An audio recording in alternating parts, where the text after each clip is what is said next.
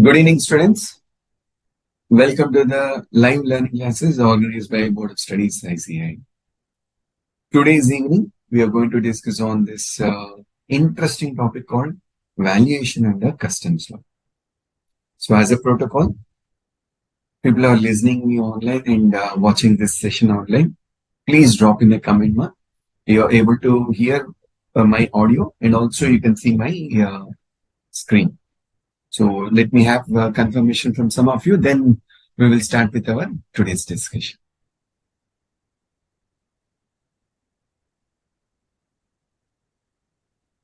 Good evening, Shailesh. Good evening, Mansa. Good evening, Viraj. Yes, Mansa, I forgot my notes for chapter 1, chapter 2. I'll do it today. For end of today, I'll upload both the notes. All okay? Thanks for the confirmation. Let's start with our today's learning. And as I mentioned in class 1, first session, second session, third session. These 3 sessions put together, you're going to score 40% minimum from customs law. Be it MCQ, be it problem, be a theory question. So if you focus these 3 chapters, read with your institute material, you're going to fetch at least, say, 8 marks from this particular customs law. And students, while you're listening to me, you have to have your institute material on hand. Please open your module number 4, chapter 4, Valuation under Customs Act. Right? So let's start with our today's session. Today, I'll take you through some of definitions relevant for customs valuation. Factors which influence my value under customs law. Valuation methods for import and export.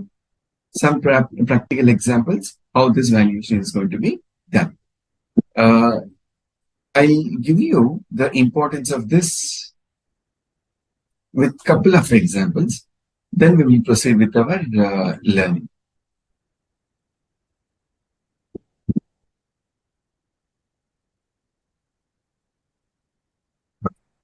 Now, please keep in mind, whatever we have learned under Section 15 of GST Act, under GST law, we have read Section 15, read with valuation rules. More or less, these GST principles are applicable to even customs law.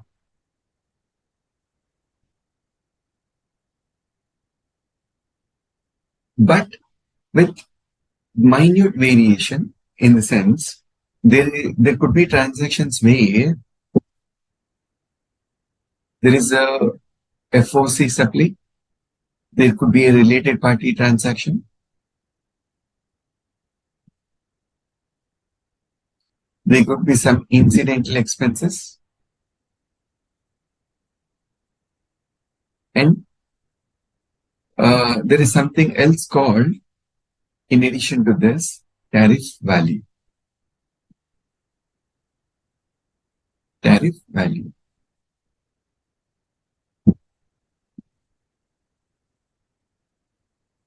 Now, under GST law, things are pretty clear. Where there is a supply, on the basis of supply, we would examine what would be the value of transaction.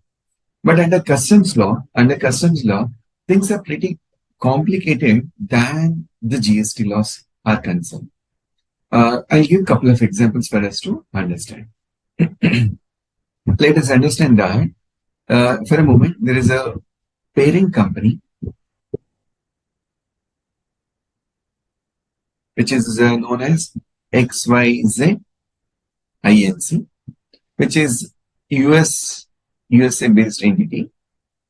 There is a holding subsidiary company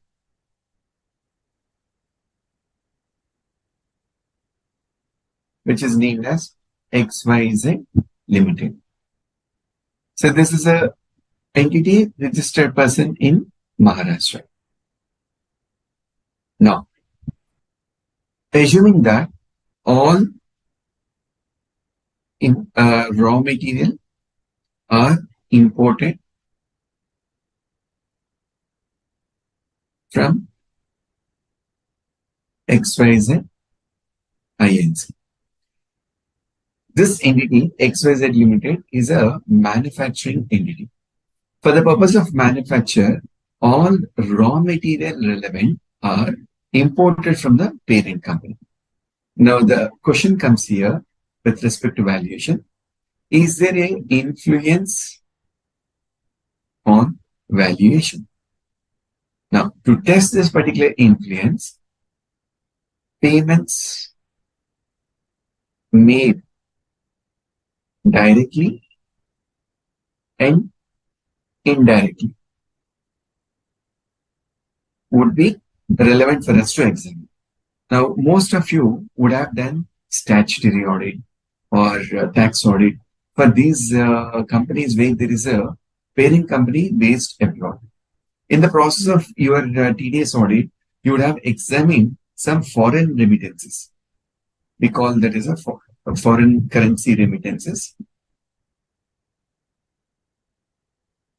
such as one, royalty, probably some technical know-how, then design charges, probably something in relation to, say, IT infrastructure,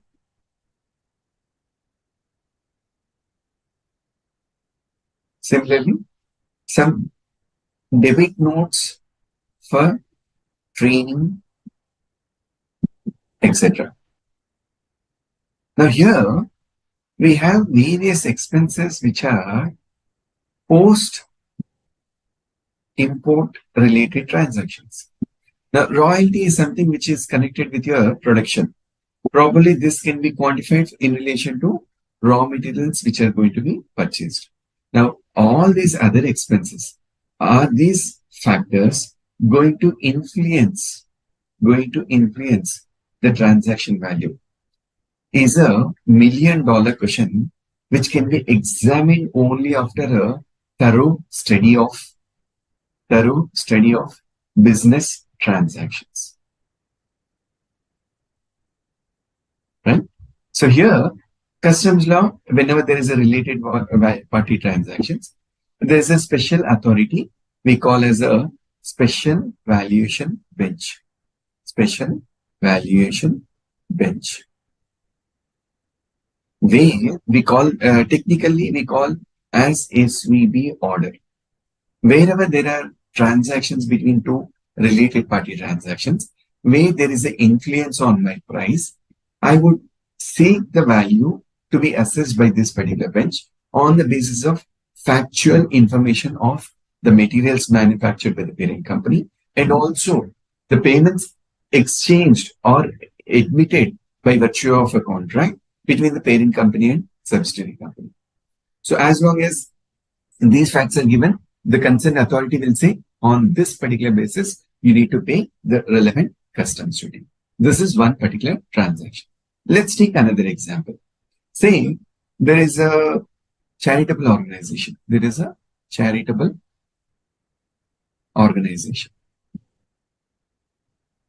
Now, for that matter, I don't know how many of you have conducted this audit of Section 12A and 12AB entities where FCNR money is received in India in foreign currency by these charitable organizations for various clause in intended activities of the objective clause. Now here, these charitable organizations, they may purchase goods or there is a free of cost imports. Free of cost imports. Now, please recollect your valuation, your levy section 12, which says that there is a levy of customs duty on goods imported or exported. Now, they wanted to levy customs duty. Now, where there is a transaction value, where there is a price, where there is a consideration, things are pretty clear. But where there is a consideration missing in this particular aspect, there is a particular valuation rule which talks about identical goods, identical or similar goods. Now, if this particular mechanism is not there, there is a free entry, means any particular business entity who wanted to do a trade in India through charitable organizations, they can supply the goods if there is an exemption for customs duty on the basis of non-availability of consideration. So not to let that happen, any goods which are coming into India, maybe on a concession price or maybe where there is no consideration, there is a mechanism available with reference to identification of identical or similar goods. So these are the couple of examples for us to take in picture for one to understand how this valuation is important. And the last one important aspect is aspects relevant to be included in CAF for computation of transaction value. We have a technical reference to a term called cost insurance freight, which is called CAF. And this CAF is referred to as our transaction value. And this particular transaction value, there are few relevant factors. This relevant factors, we have a rule called rule number 10, where it's like a guidance. Like say for a moment, let's assume that Shailesh has started a particular business. Shailesh wanted to manufacture a couple of toys and sell in the market. Now, Shailesh has appointed, say, Mansa as his consultant. Now, both Shailesh and Mansa have to work together to find out what is the activity done, what is the product which is manufactured, and that product needs to be sold in the market. So for this particular thing, we do basic thing called cost sheet. The way we work out cost sheet, where there are few additions and subtractions, or there are few adjustments. The same way, there is a guiding factor under Rule 10, which gives an overall view of understanding how this particular valuation is done under customs law, right? This is a brief background why we need to focus on this particular chapter called valuation. And please keep in mind, the most toughest job, the most complicated job under customs law is valuation. The theory, what we are going to study today, is pretty complicated when you get into the practice to handle this particular area. All the rules, what we are going to study today, though it's there in black and white, those are all more subjective in nature, where what is there in the mind of a proper officer, why my application is rejected, or what are the reasons the proper officer is not accepting my submission, is a $1 million question. And this particular chapter called valuation is very much similar to your income tax assessments. When we go for income tax assessments, there are multiple additions to the profit what we have declared. Income tax officer has got his own paradigm of reasons to explain that I don't disallow, I feel that this is not business expense, I think this is not genuine expense, you give me some documentary evidence. So there are various grounds to reject my computation of income. Similarly, under customs law, we have that practical blockages when we read this particular chapter called valuation. And from examination point of view, so what is, like, I'll make you comfortable from examination point of view. Also, I'll teach you these concepts from the intent, how it has been framed for you to have a better career once you get into the practice or into this area. Examination point of view, what is important? We have to test your aptitude skills. So in terms of application, you would be tested one theory question where rule 4 to rule 10, I'll explain rule 3 to rule 10 when I travel through. I'll explain couple of rules, couple of valuation rules will be tested. how to apply this particular rule or not to apply this particular rule. So they'll give a case law where the officer has accepted, not accepted the contention of the importer. So whether the officer is tenable. This is one application theory question point of view. Problem point of view, what we have worked out in the previous class, where I do the computation of the landed value of my goods. So for doing the computation, I need to have exchange value. I need to have the conversion rate, so the, conversion rate and the rate of duty. So application of these two, 1 mark is tested as MCQ. Third, problem. When there is a problem for 6 to 8 marks, the basic aspect is they'll give you some transactions, additions and subtractions, like we do in our income tax PGP related aspect.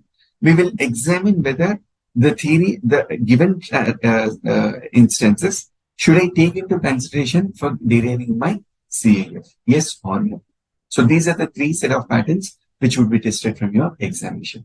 And please keep in mind, all the problems which are set in your institute material, I would recommend go through those problems. Reason, MCQs, the theory questions and the problems are preamble the way it has been set in our Board of Studies material, right?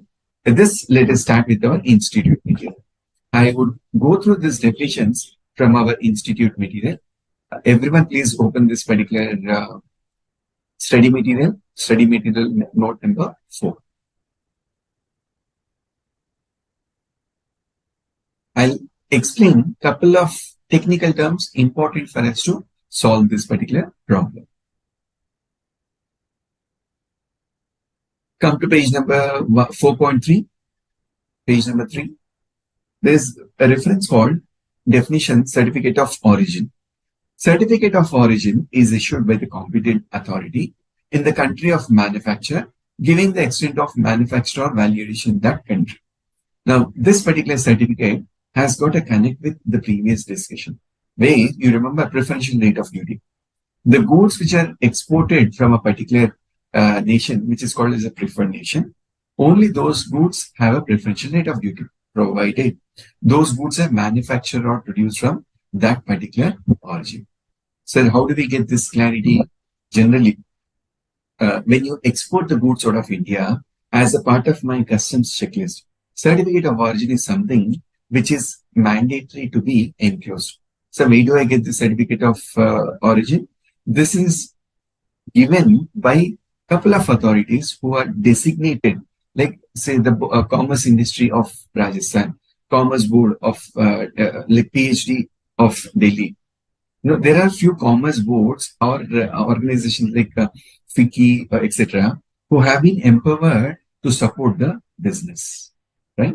So this is how this certificate of origin is issued. Then, next term, bill of lading. Bill of lading is a negotiable document given by the carrier of the cargo giving particulars of port of shipment. This is your origin, from where the goods are getting originated. Number of packages. This is a standard measurement. Marks and numbers. Now, please keep in mind, when I refer to provisions of section 20, the day 1 class, there is a reference to exemption for goods imported into India. Exemption where my goods are exported and returned back to India for rework. So there should be identity. That identity is your marks and numbers. Name of the vessel in which the goods, it's like the container, like in e-way bill, I have the vehicle number, the details of the vehicle. Name of the consignee, that is the importer who's going to get these goods, whether freight has been prepaid or is to be collected at the destination. This information of freight is relevant for my valuation, relevant for computation of CIF, cost, insurance, freight. If the freight is already paid, I'll take that particular actual freight. So what if freight is not paid? I refer to my valuation rules where there is a notional computation that I'll explain in today's class. Document, it is a negotiable document which has to be surrendered to the carrier for getting delivery of goods. So they say it is a document which needs to be submitted for getting the delivery of the goods concerned, right? So this is your example, a definition of bill of lading. Then delivery order. Next topic, delivery order. 11. Authorization given by the local agent of the carrier. Authorization given by the local agent of the carrier on surrender of the original negotiable copy of the bill of lading or air consignment note, directing the custodian of the cargo to deliver the consignment to the importer. So this is an instruction internally given. We have this custodian. Custodian is the person who is in charge of a particular port. So before releasing the goods, this particular custodian will be given instruction for delivering the goods. Next, entry number 15. Definition 15. Boat or lighterage charge. Sometimes vessel is unable to get a berth along the quay in the harbor. So there is a harbor where like ships or vessels come and get the parking way. The way you see in airport or in railway station. Railway station, you need to have a particular platform available for the train to come. Similarly, in case of aircraft, there should be a space available for the aircraft to come and land. So same way for vessel to come, when there is a entry permission, at times there could be a bay available, the bay may not be available. So sometimes vessel is unable to get a berth alongside the queue of the harbor. The goods are then transported from ship to shore by boats or lighters. The charges paid therefore are called boat or lighter charges. So here there's a big vessel. So this is a big vessel which has come to Indian territorial waters. In the harbor, there is a slots available for the vessel to come. Assuming that there is no space available over here, this importer or the carriers will use small boats for the purpose of unloading the material relevant into this particular small ship or boats, and these will be coming into my customs area. And this transportation I call as boat or lighterage charges. So why is this particular example relevant? Again, when we calculate CIF freight, this till the transport charges, the charges which are paid till the material comes to the customs clearance point, customs station, that charges are important. So for that reason, these expenses also we need to take into consideration. Then technical terms relating to value we call as Incoterms. Interview. I don't know how many of you have attended any interview. Generally, when you qualify your professional course, one of the technical question asked, are you aware with the Incoterms? So what do you mean by Inco? It is international commercial terms. So here, X factory price, this is as got as X works. The moment goods are crossing the factory, the transfer of ownership happens. So the price of the goods at factory gate, at factory gate, at factory gate. Next, FA is free alongside.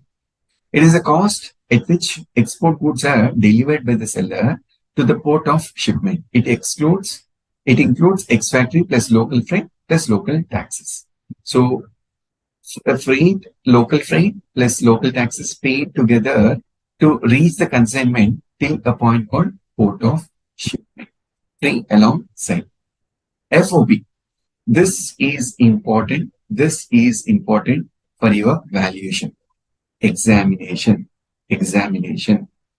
Your questions are set based on these two factors. I'll read this point number 3 and then I'll make you understand this. FOB means stage at which the goods are placed on board vessel at the port of shipment. It can be said to include FAS plus loading charges plus export duty or cess. So FOB means stage at which at which goods are placed on board or vessel. Goods are placed on board or vessel at the port of shipment. At the port of shipment. So here, whatever FAS charges are there, to that loading charges plus export duty are cess. Relevant expenses also have to be taken into consideration. So why is this relevant? FOB is the moot point, or I would say it is the base for computing. It is the base for computing freight and insurance. Freight and insurance. Students, please make this running notes as I am explaining. Make this running notes in your institute material. Examination, when you just glance through your institute material, it will be easy for you to recollect this discussion. So please keep in mind, for solving problems, we would be referring to FOB value. Last, CAF. It is the cost at which the goods are delivered at the Indian port. FOB plus insurance plus freight.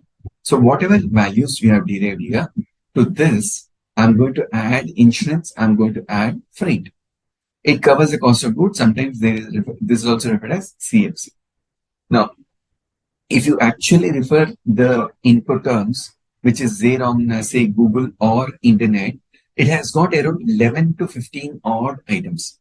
Examination point of view, please keep in mind, only these two are relevant.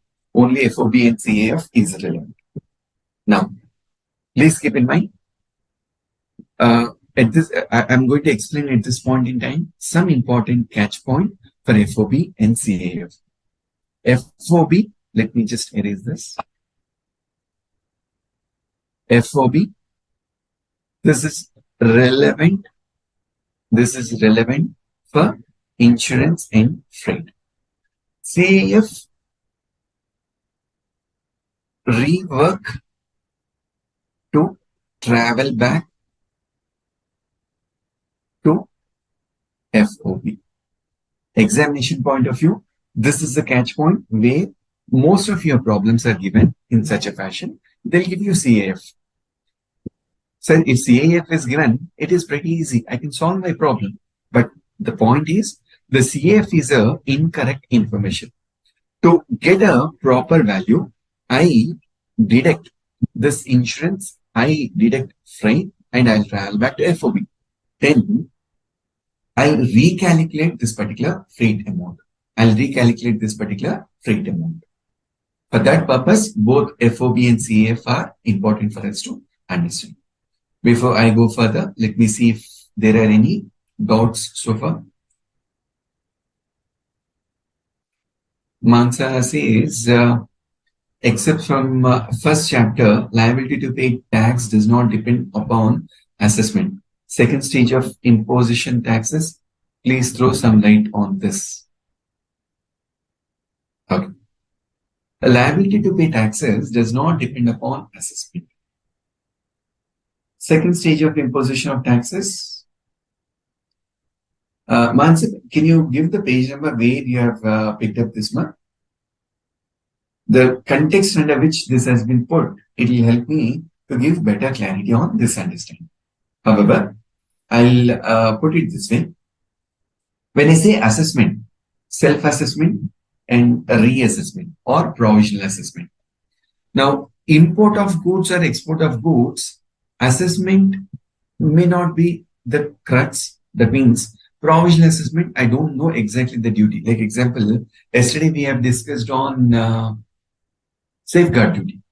There could be a point in time where the central government has levied provisional safeguard duty. Now, as long as I have been paying duty on this provisional basis, it is an assessment on a provisional basis. The liability to pay tax is not being frozen. The liability to pay tax keep on varying on the basis of factual information, on the basis of factual data. Thanks for that one. I got your point. Yeah. So here they are trying to explain that on the basis of circumstances of each person or the goods which have been imported, my duties and taxes do change in each circumstances. Now, Assuming I have imported a particular chemical which is called as a explosive chemical.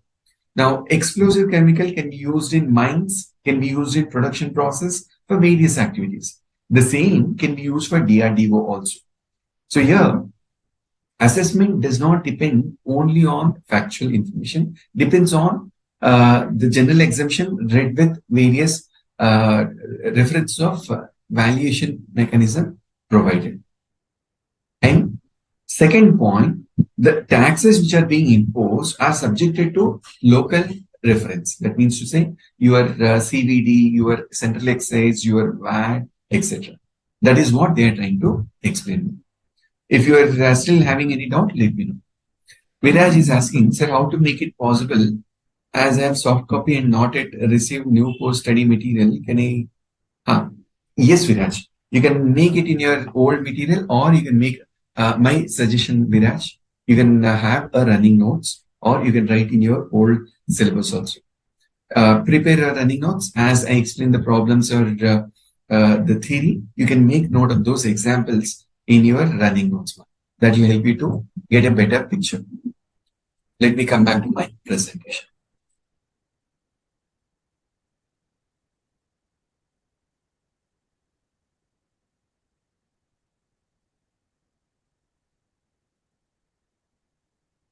Some factors before we get on to the actual theory. This is a preamble which we need to keep in mind. Now, every particular valuation, I'll give an example.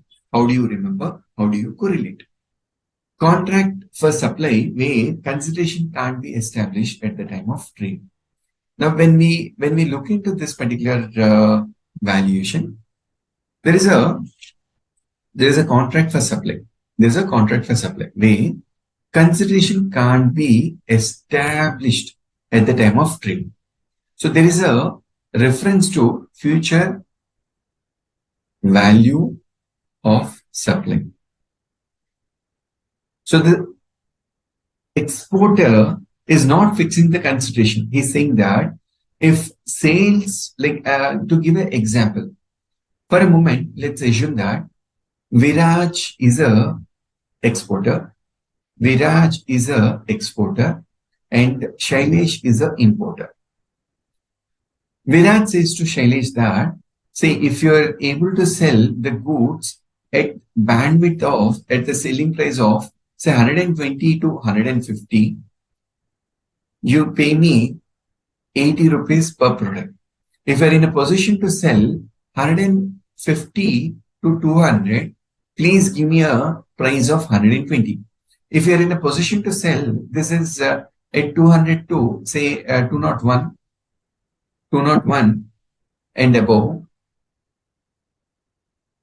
please pay me 150.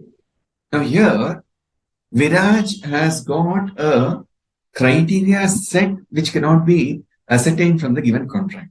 Now, this becomes a imbrigo where customs officer also says, yeah, after material आया हुआ है, you have no contract, there is no price fixed upon. So how do I get into valuation? Unless you pay customs duty, I cannot let the goods get into India. For the reason, price should be the sole consideration. So here, there could be business equation. Price is something which is determinable upon some future event happening. This is first example. Existence of influencing position either at receiving or supplying end. When I say influencing position, this is referring to related party transaction. Examination, 2 marks MCQ based on your related party transaction. They would give you, now we have a list of related party transactions. So there is a control, there is a shareholding, there is a legal relationship, there is a blood relationship. All these examples of related party is relevant for us to testify in the given exam how related party definition is important and whether to accept the transaction value, not to accept my transaction value. Existence of a barter system. Now, this is very, very cumbersome activity. This comes out of department offices. It is pretty tough to identify identify existence of these transactions. However, on the field study, if they get to know, then this would be put for test and relevant valuation rule will be applied. Commercial terms, this is important for solving a particular problem. Please be very attentive when we read the problems. What information is given? How do we decode for solving my problem? Obligation of supply duly met by the importer. Now, this is something like your incidental expenses or direct payout to a third party. Like in this example, say Viraj and Shailesh are the parties. In between, there is a third man called Mansa. Mansa supplies the goods to Viraj. But instead of Viraj charging this value to Shailesh what he does, he makes the payment indirectly to Mansa for the supply made by Mansa to Viraj. So assuming in the process undertaken by Viraj, there is a portion of job work, some designing charges. That designing charges, Shailesh says, please go to Mansa because she is the expert whom I trust. So get this design work done only from Mansa. Then Viraj says, look, I'll get it done from Mansa, but I'm not going to pay to Mansa. Shailesh says, don't worry, I'll pay for that. Because Shailesh has already paid directly to Mansa, Viraj is not going to bill for that. So this again, expenses made by Shailesh for the goods to get landed in India, which Viraj is supposed to charge, will also form part of my transaction value. Question to ponder here. Sir, आपने तो ये सब सिखा दिया, but practically ये सब कैसे होता है? How does the customs officer get to know that these kind of adjustments, accommodation, etc. are prevalent? So here, my reference would be any customs officer, when you give the factual information, they'll ask for your contract copy, your bill copy, your like what you call balance sheet, P&L account, whether there is any related party transaction. If no related party transaction, are there any goods supplied by the same supplier to any other party? And parallelly, there is something called database. So this customs officer is going to examine for the given HSN, what is the value prevalent? Point number one. For the given HSN, which all supplies are available from which particular country? From the place of origin, all the suppliers they take into consideration to see what is the price indicated by the importer and what was the actual price prevalent. So here, customs officer, the toughest job is this customs officer for appraising your valuation. Let's move further. Study. Now, we are getting into the core learning of valuation, reference to section 14. My valuation always refers to section 14 of Customs Act 1972. The value of imported goods and exported goods shall, it is compulsory, shall be the transaction value.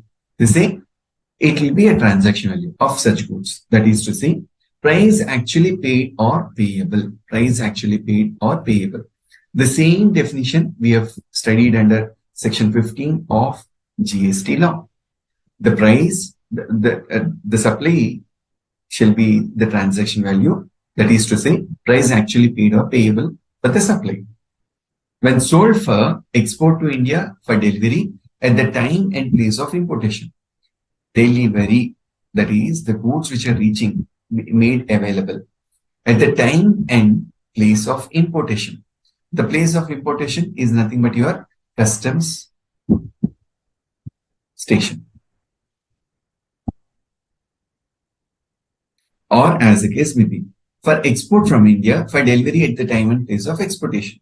So when the goods are coming into India, when the goods are out of India, the price available at the time and at the place of importation or exportation is relevant. This is a very simple transaction where they say, I take the transaction value where price actually paid or payable. So if contract given by the supplier, that is the exporter, has no reference to any future event and no other obligation, then the price quoted will be the transaction value. This is a basic starting point. Let us move further. No complexity, ma. This is a very starting point where buyer and seller of the goods are not related. This is a catch point. Relationship should not be influenced, and price is the sole consideration. This is again the determinantal factor. Assuming if this is a related party transaction, price should be the sole consideration, subject to other conditions as will be specified in these rules. Now, this is a extra line under customs law. Till here is what we study under GST law. And this is extra for customs. What does it say? Subject to such other conditions as will be specified in rules made this way of. So if there are any rules, in fact, there are rules. So I need to examine whether the list given in rules have been taken into consideration. So here, what happens is, practically you may not have dealt with this particular activity. Whenever like as an importer, when we go to the customs place, there is something called your invoice, then documents for clearance, and a checklist. This checklist is going to speak on its own, where they'll ask, what is your composition? What is the nature of your entity? Have you been registered with, say, GST, with DGFT, with income tax? No, they are asking basic information. It's like taking out your Kundali. What is the nature of your entity? Proprietor, partnership firm, company. If it is so, what is your shareholding pattern? Is there any related party transaction? Is there any obligation for these goods to be imported and exported back to the parent company? So there are various questions put in this particular checklist for examining whether the valuation rules are taken care or not. And such transaction value in case of imported goods shall include any amount paid or payable for cost and services. So money paid for cost and services, including commission, brokerage, engineering, design work, royalty, license fee. Now, please keep in mind, I have picked some examples from rule number 10 for our understanding purpose. Includes commission, brokerage, engineering, design work, royalty, license fee. Why? Sir, unless these expenses are incurred, unless these expenses are charged, the product cannot be delivered in India. Cost of transportation to the place of importation. Cost of transportation, the element called T, up to place of importation. Insurance, loading, unloading, handling charges to the extent and in the manner specified in the rules made in this behalf. So, this particular slide is exhaustive to say how my valuation is going to be determined upon. What I've done, I've put one simple example for us to examine this particular valuation rule. I'm sharing my Excel file, students. Hope you are able to see my Excel file. Hope you are able to see my Excel file, ma?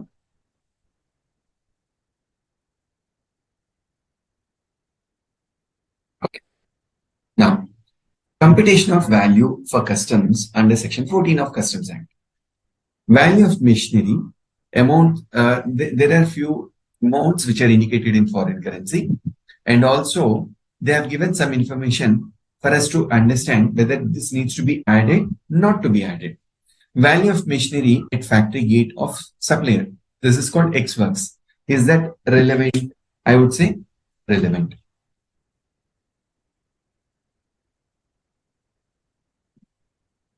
Cost of packing material. Now, packing material is something which is essential for the goods to come in a proper condition. So I would say this is also relevant. Design charges for the plant in India to be paid by the importer in India. $400. Now, there are some expenses incurred in India, design charges. So why is that design charges? Probably when the machinery comes into India, the machinery needs to be assembled. For the machinery to be assembled, I need to have civil work to be done. Like most of the machinery, they need to have the civil work where this installation happens to the desired fashion. So since this work is done post import that in India, I would say this is not relevant. Then handling charges, transport charges up to port of exportation. Handling charges, transport charges up to port of exportation. If you remember FOB, till FOB, we had that CAS. That particular charges are also relevant. So to compute FOB value, I would say this is relevant. Freight charges up to place of importation. CAF. For FOB, if I add this freight charges from the place of consignment, place of the port till the place of import, this freight is relevant. So I would say it is also relevant. Purchase commission paid by the importer, not a buying commission. Purchase commission paid by the importer, not a buying commission. Now, Rule 10 is going to cover in detail as of now. Please keep in mind, if it is a buying commission, not relevant. If it is other than buying commission, that would be relevant.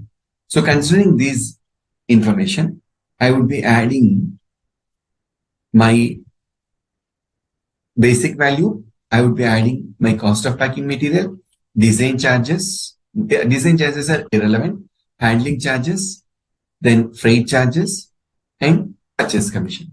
My value in foreign currency is $24,960. And assuming the exchange rate notified by customs is 78, $1 is equal to INR 78. My transaction value in INR is going to be 19,46,880. So what will I do with this? Based on this, computation of customs duty is undertaken. Based on this, computation of customs duty is undertaken. Let me come back to my presentation. And before I go further, let me see if you have any doubts so far.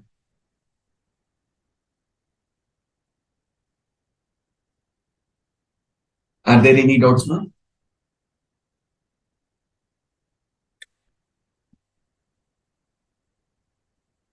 Miles is asking this question, so why not design work? Now, design work is an expense. Let me come back to my Excel file once again.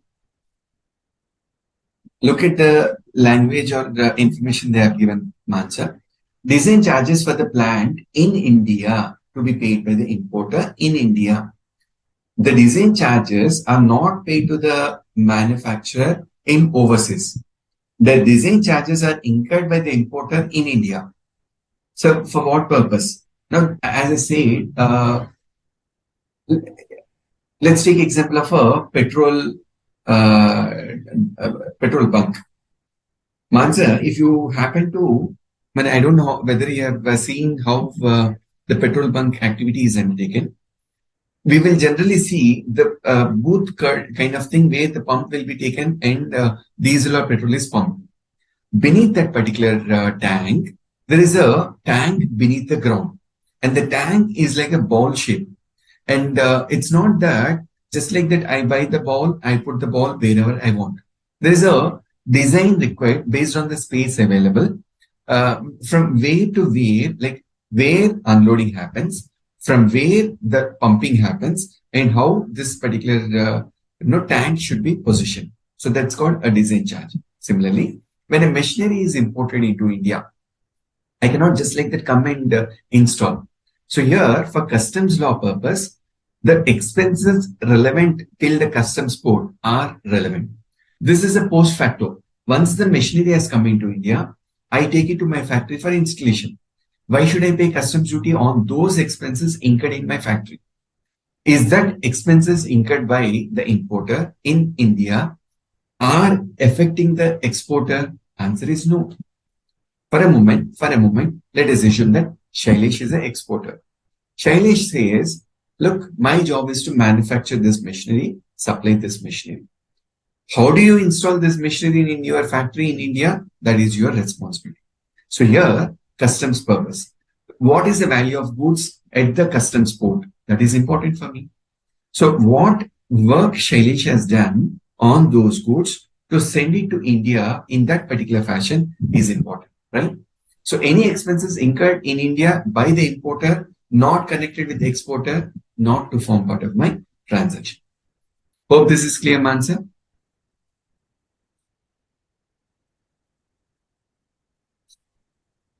Any other doubts?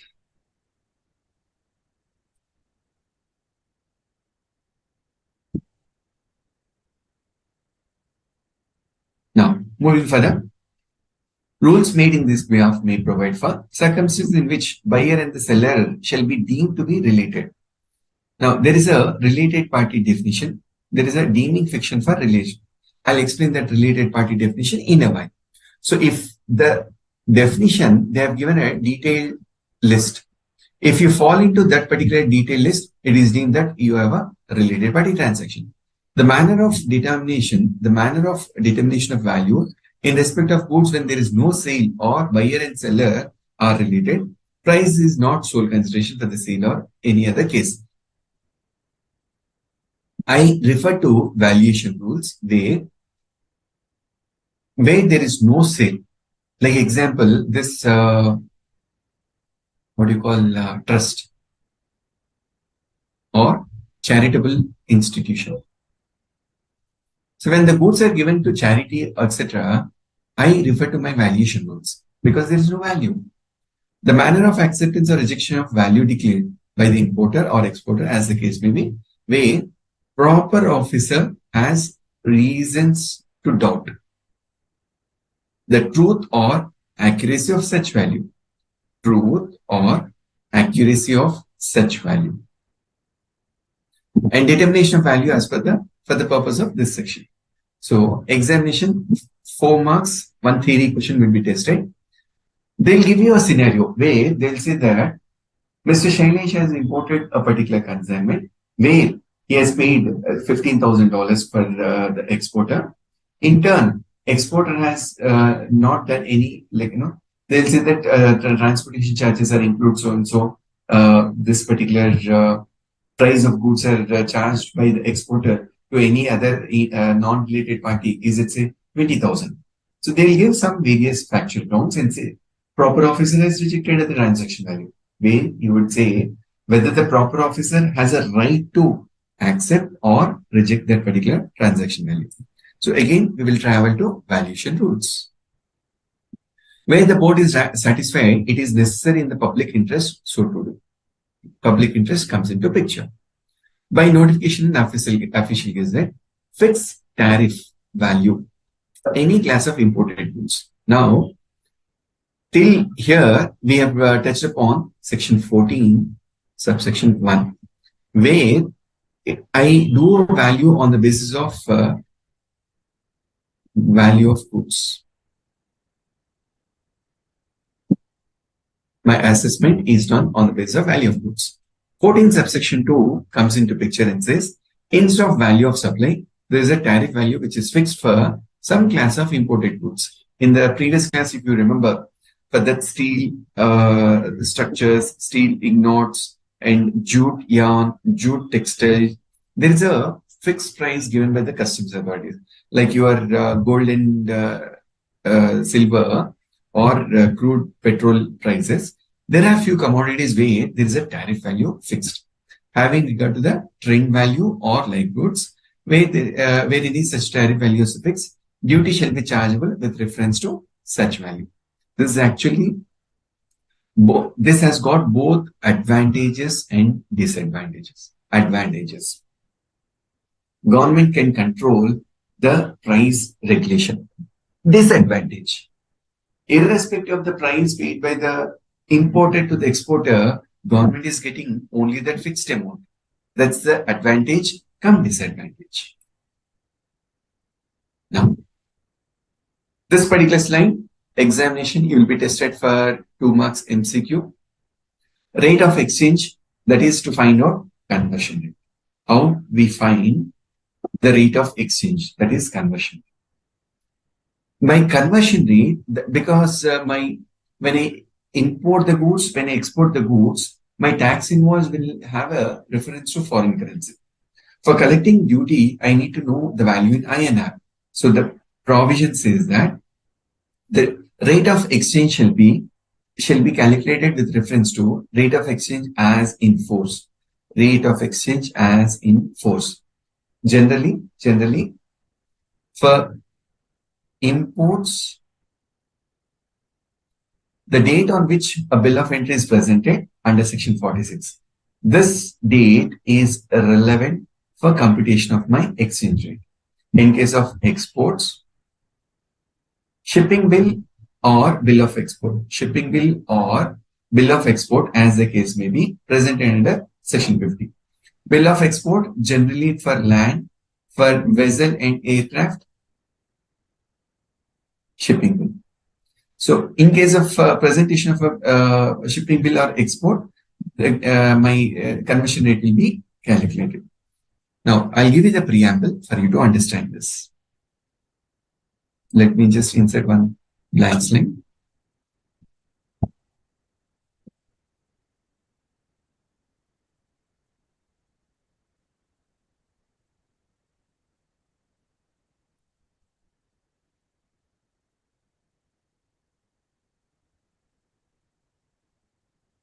The source for conversion of foreign currency to INR. For me to convert the foreign currency to INR, the sources available is RBI, RBI rate, customs rate, and authorized dealer, we call as FEDA, Foreign Exchange Dealers Association, FEDA. These are the three sources available for us to adopt INR, the foreign currency rate. When you would have done your statutory audit or tax audit, say there is a disclosure of money spent in foreign currency, money earned in foreign currency. Also, for the purpose of your transaction translation, converting your, adopting your foreign entity into INR for reporting purpose, consolidation, preparation of consolidated financial statements. We would be using the rates prescribed either by RBI or by FEDA. But for the purpose of your import-export, for the purpose of duty payment, we have to refer to the rate given by customs authorities. Once in a fortnight, the authorities are going to release the value for my imports and exports. Imports, they call this is a selling rate, and exports, they call that as a buying rate. For imports, they call that as a selling rate. For exports, they call that as a buying rate. Now, if you look at customs notification, 1st August to 15th August, 16th August to 31st August. Similarly, say 1st September to 15th September, 16th September to 30th September. So here I have various notifications where, based on the date the bill of entry or shipping bill is filed, we would be picking the given relevant dates. Let us assume that I'll give a factual matrix like this. Say date of entry, bill of entry. Date of entry for a particular vessel is caused on, say, 30th June 23. Bill of entry has been filed on, say, 14th July 23. On 30th June, the customs rate is per dollar INR 80. This is for block of 30th June happens to be this particular block. Next block is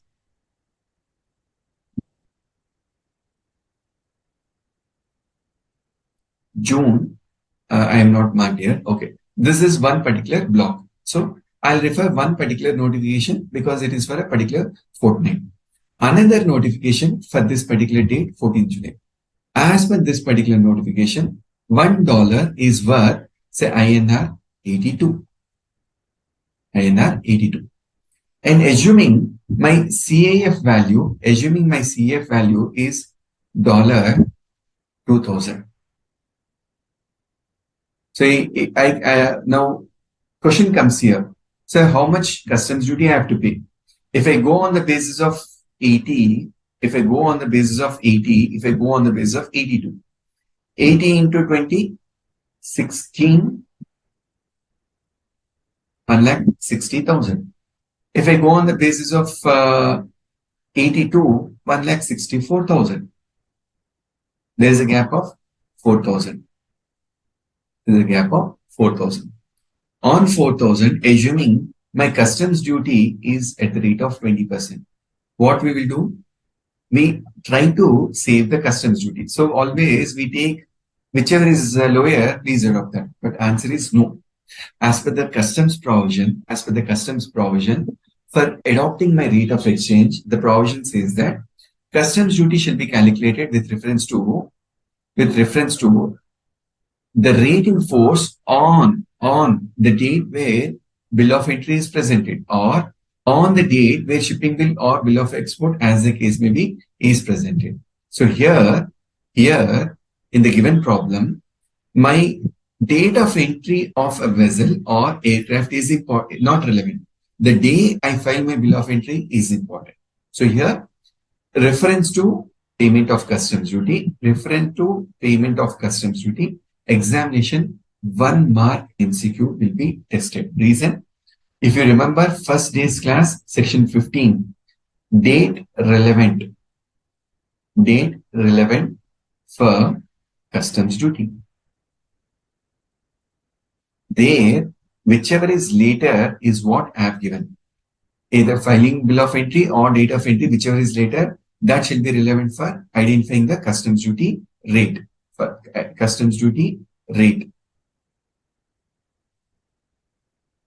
Conversion, the day when the bill of entry is filed, that is important. So this is what one problem tested in your examination. So I'll give you one problem for you to practice now. So if the facts is CAF value $270,000. Students, this is a problem for you to work out and give me the answer. Date of entry, date of bill of entry, date of entry for the vessel. The date of entry was made on 15th July 23. Bill of entry is filed on 18th July 23. The duty rate on 15th July was 18%. The duty rate on 18th July was 12%. The exchange rate prevalent on date of entry of vessel is, say, 78. $1 is equal to 78 INR. My exchange rate on the date of filing of bill of entry, $1 is worth 82 INR. So much of fluctuation will not be there. Just for working out, I gave this hypothetical example. On the basis of this information, can you help me to find out value of goods in INR and customs duty?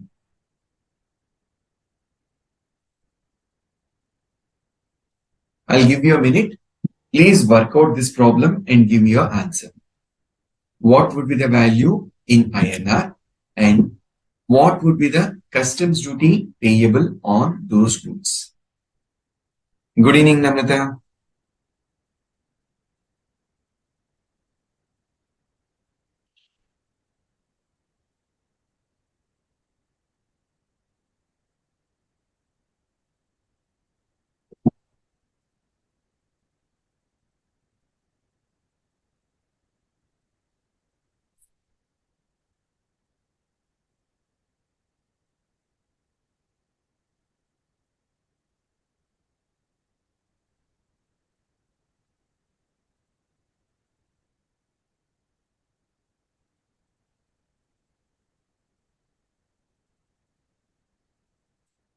What is the value in INR?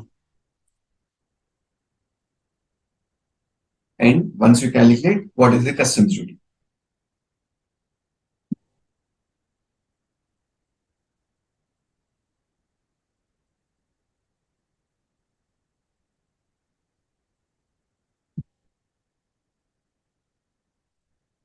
Yes, Mansa, I need the answer. I need the answer. First, let me know what is the value of goods in INR. For me, as a customs officer, to compute the customs duty.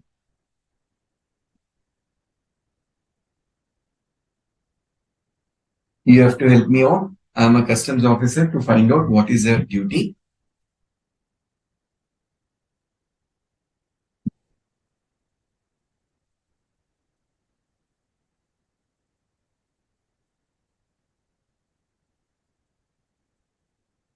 Pick. Have your calculator, have your notebook. Practice along with me. Practice along with me.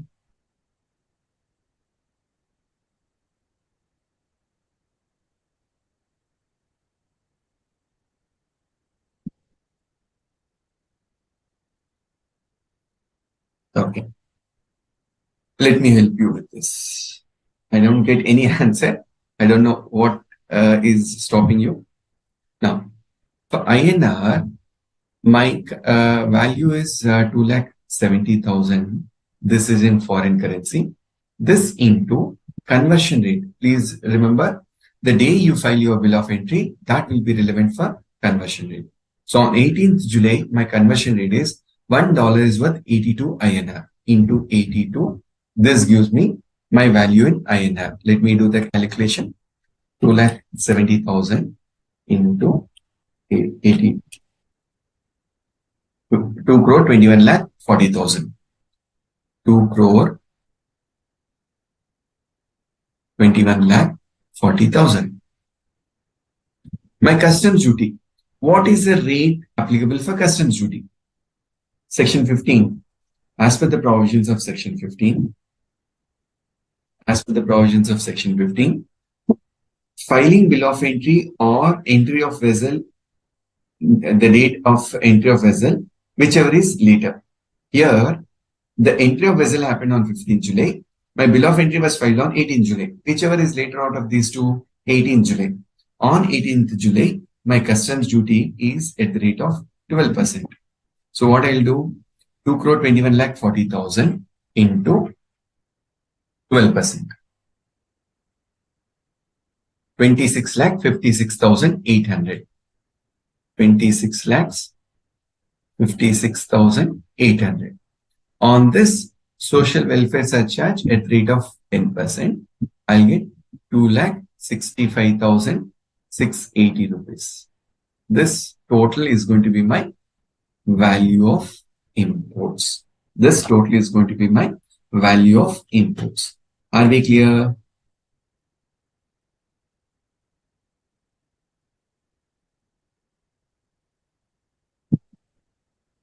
Basic customs duty. This customs duty is basic customs duty. Rahim, your answer is correct, ma?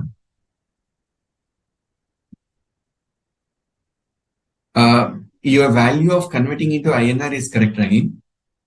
But why it went wrong for customs duty, I think you have done on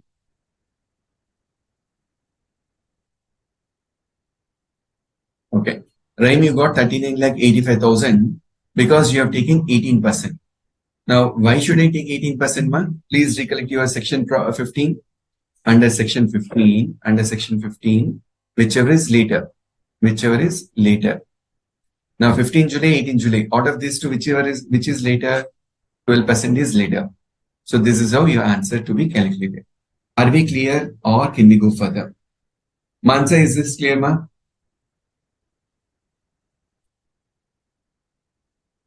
Okay. I'll go further. Now, overview.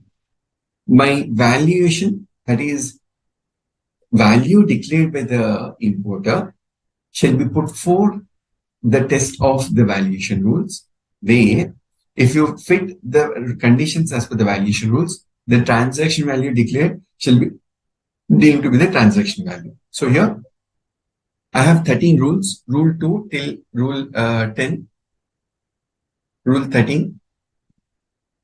Out of these 13 rules,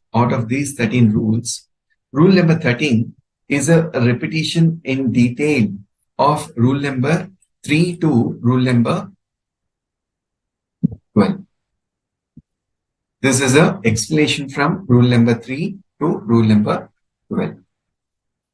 This has been elaborated in detail in your institute material. What I will do, I'll explain each of these rules with the preamble, with the intent how this will be tested in your examination. Right? Before I start, let me see any other doubts.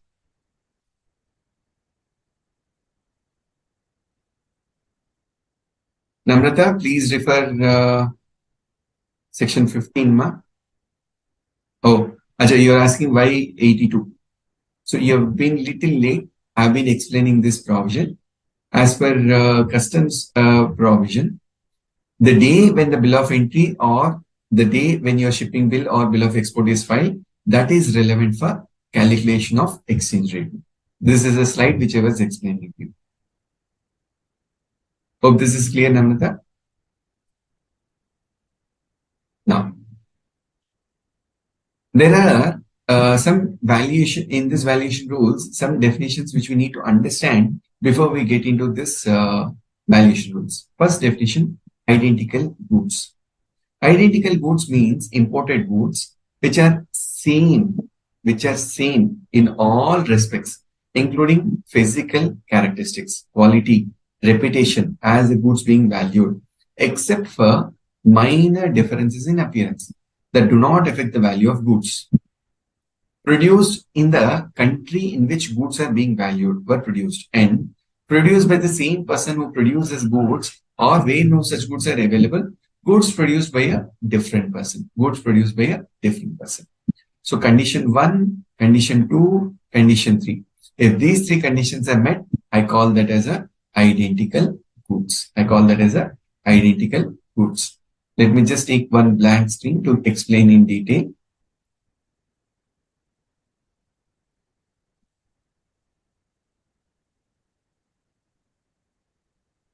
Example for identical goods.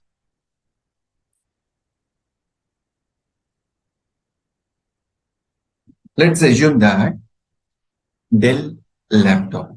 This is one example I always resort to. Reason, easy to explain, easy to make you recollect this particular topic. When I talk about a Dell laptop, let's assume that there is a model number. There is a model number called U2460. This is a particular model number. The peculiarity of this particular model number is Dell laptop. I have a few parameters like size, RAM, processor, then size, RAM, processor, hard disk, or I would say storage, and say color. Size of the laptop is say 14 inches.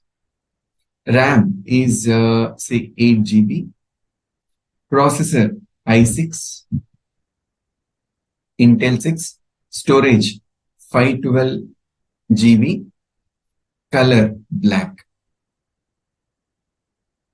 Another laptop manufactured by Dell, same U2460, 14-inch laptop, 8 GB RAM, i6 processor, 512 GB, and it is say blue color.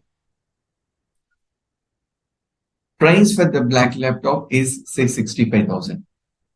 Price for blue laptop is say 60,000. Now, when I compare this particular valuation rules, wherever you come across identical goods, this is how you need to remember the example. I'll just go back to the definition, which are same in all respects. Now, size, RAM, processor, storage, etc. Same in all respects, including physical characteristics. Now, based on commodity to commodity, goods to goods, this may vary. Quality. Look at this. Dell make. A reputation has the goods being valued. Now, reputation. Both are Dell. There's no difference, except minor differences in appearance. So here, one is in black color, another is in blue color. That do not affect the value of goods. Probably here, value priority. This is of more demand. This is of lesser demand. But for that, there is no change in the functionality. Product in the country in which goods being valued were produced. Produced in the country. Both are assuming manufactured in Japan. This is in Japan. This is also in Japan. And produced by the same person. Dell, who produced the goods, or where no such goods are available. Assuming for a moment, this particular variant is not there. What the provision say? Where no such goods are available, goods produced by a different person. Now, assuming Dell only black is there, I'll go to say, what is the other? Lenovo, manufactured in Japan, size 14 inches, 8 GB RAM, i6 processor, 512 GB. I call these two as comparables. And assuming the price quoted is 62,000. I can call these two are identical goods. This is my example for identical goods. Now, please keep in mind, going through a couple of problems, we'll touch upon this identical goods. Place of importation means the custom station where goods are brought for being cleared for home consumption or for being removed for deposit in a warehouse. Now, when I read this definition, I'll come back to your institute material.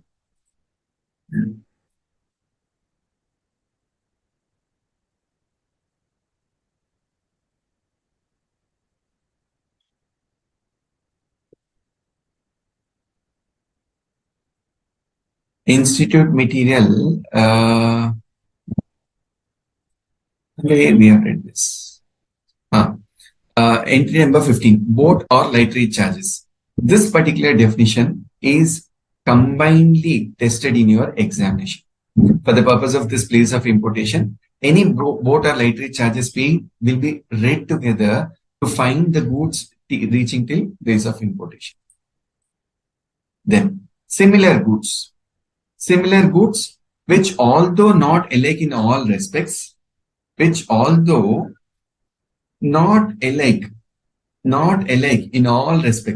having like characteristics and like component material, which enable them to perform the same function and to be commercially interchangeable with the goods being valued, having regard to the quality, reputation, existence, etc. So in the given example of Dell i6,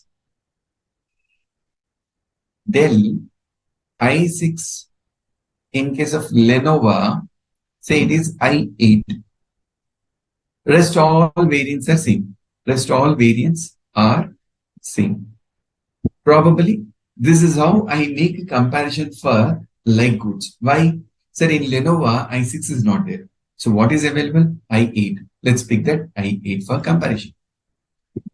To be commercially interchangeable with the goods being valued having regard to the quality, reputation, etc.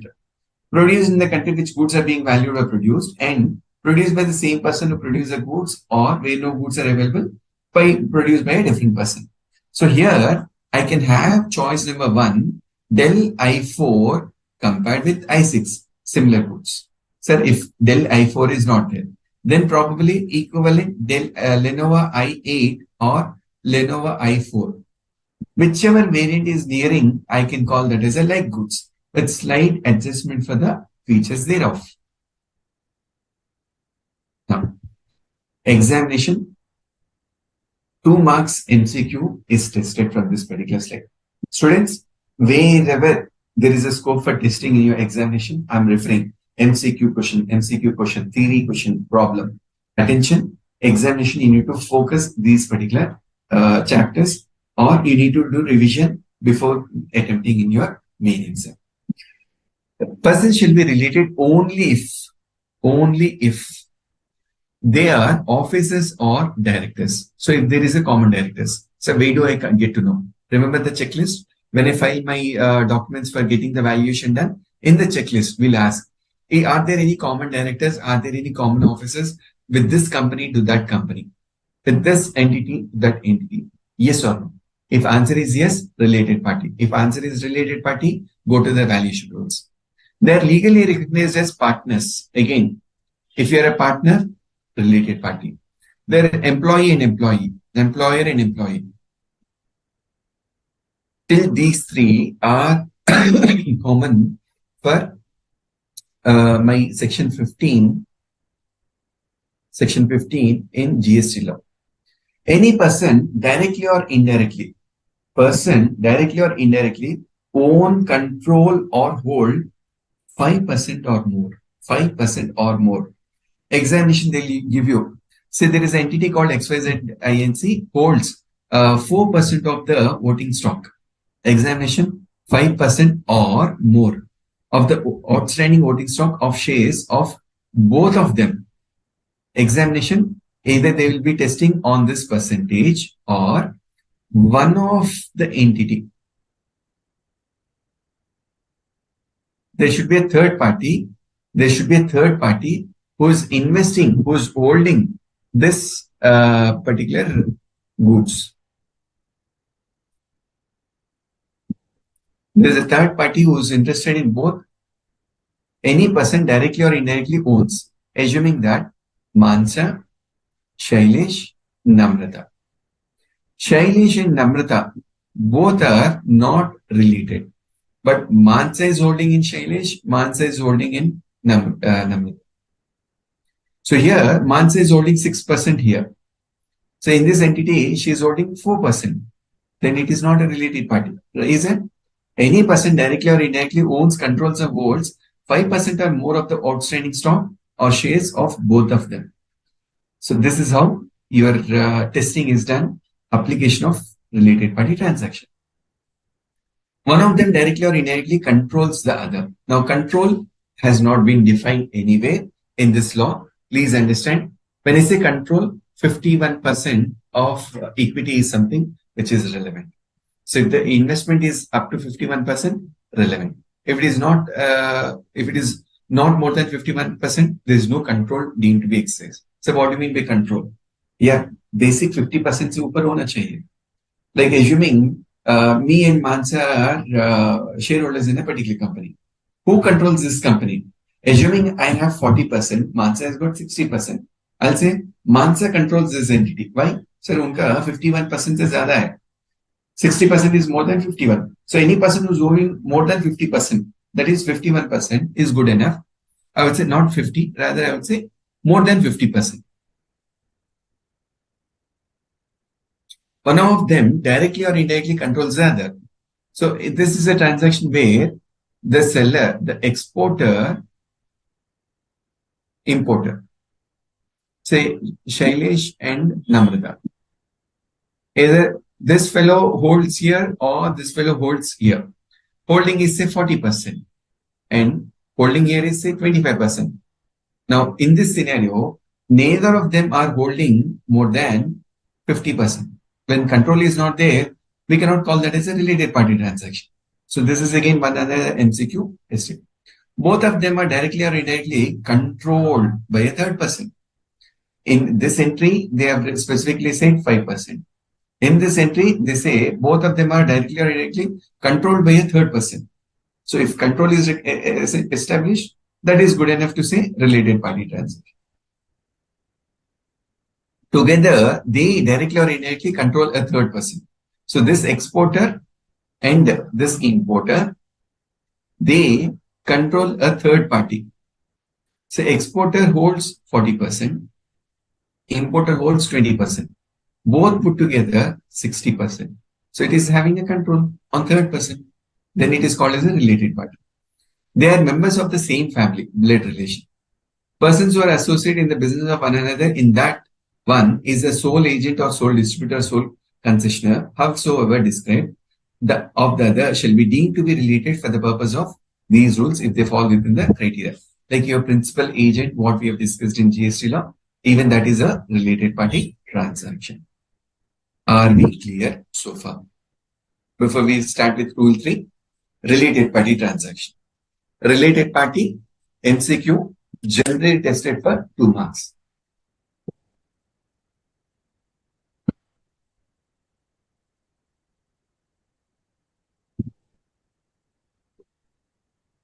Can we go further?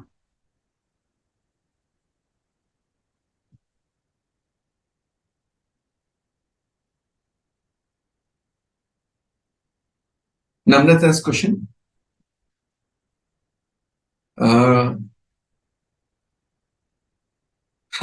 Okay.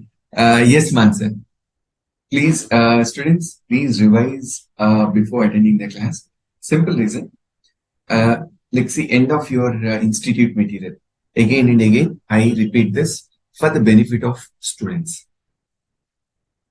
End of our study material, let us recapitulate. Institute have done compilation of each of that particular topic, what was there in that particular module. So run through that at least for 5 to 10 minutes before the class, after the class. What you listen from the faculty, and once you see before you go to sleep, that gets registered in your memory. And examination, that is going to help you a lot for attempting the questions. Second, test your knowledge. Make an attempt to solve the problems which are there in your institute material, which is supplement to the faculty who is going to teach you. That is also going to help you. Right? Third, before we discuss, there are a few aspects which I say MCQ, which are tested in your examination. Those kind of topics never miss to recap. Your MCQ or the problem or the questions. Whatever I say, this would be tested for theory, this would be tested for problem, this would be tested for MCQ.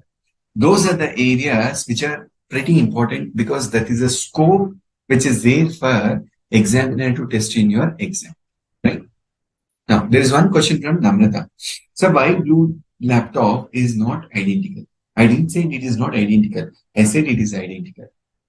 I can compare a black laptop with a blue laptop and I call that as identical goods. So why do you call as identical goods? When I want to establish the value declared by the importer to accept, I'll say, Baba, please get me some other identical goods. So blue laptop with same configuration, this is the price. But I offered more than the blue laptop. Blue laptop 60,000 पे बिक रहा है, मैं 65,000 पे import duty pay करने के लिए ready हूँ. So that's the identical goods. So answer ma, both can be compared. Next question is from Mansa. So after reading identical similar goods, one question comes to mind: is there any equivalent goods?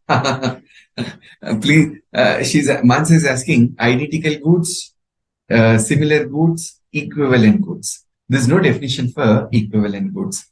Pretty tough. And I understand from where you're coming with your question. This area is so dicey. This area is so subjective in nature. I don't say objective. Like Constitution of India, objective in nature. Valuation, subjective in nature.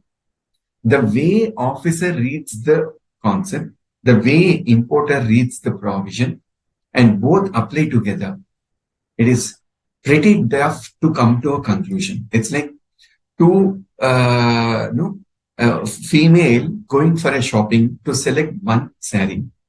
It is never going to be a perfect choice or the best choice, right? So here, the comparison of equivalent is something which is not there. How do I use this comparable of identical and similar depends on facts of the circumstances.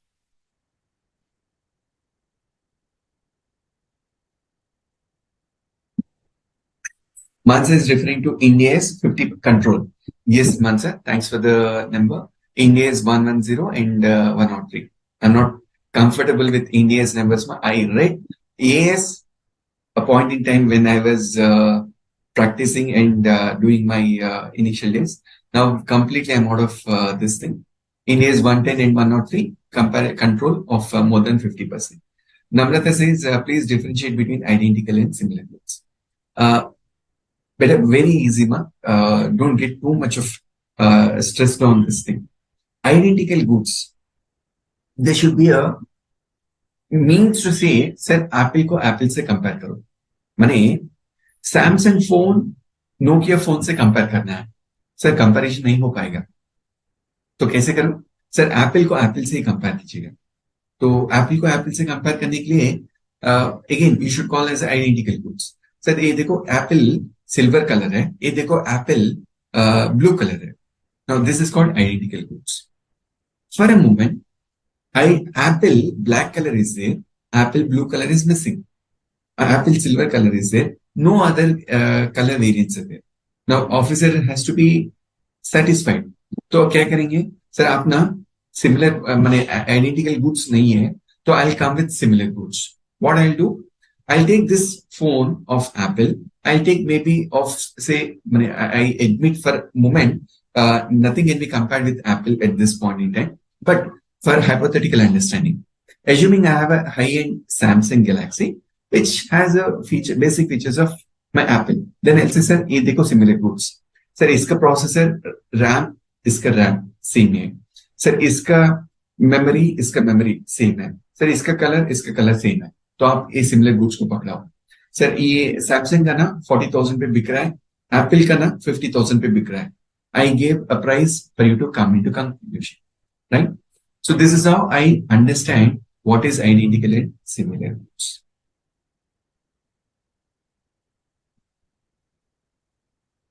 Harshit says, sir, good evening.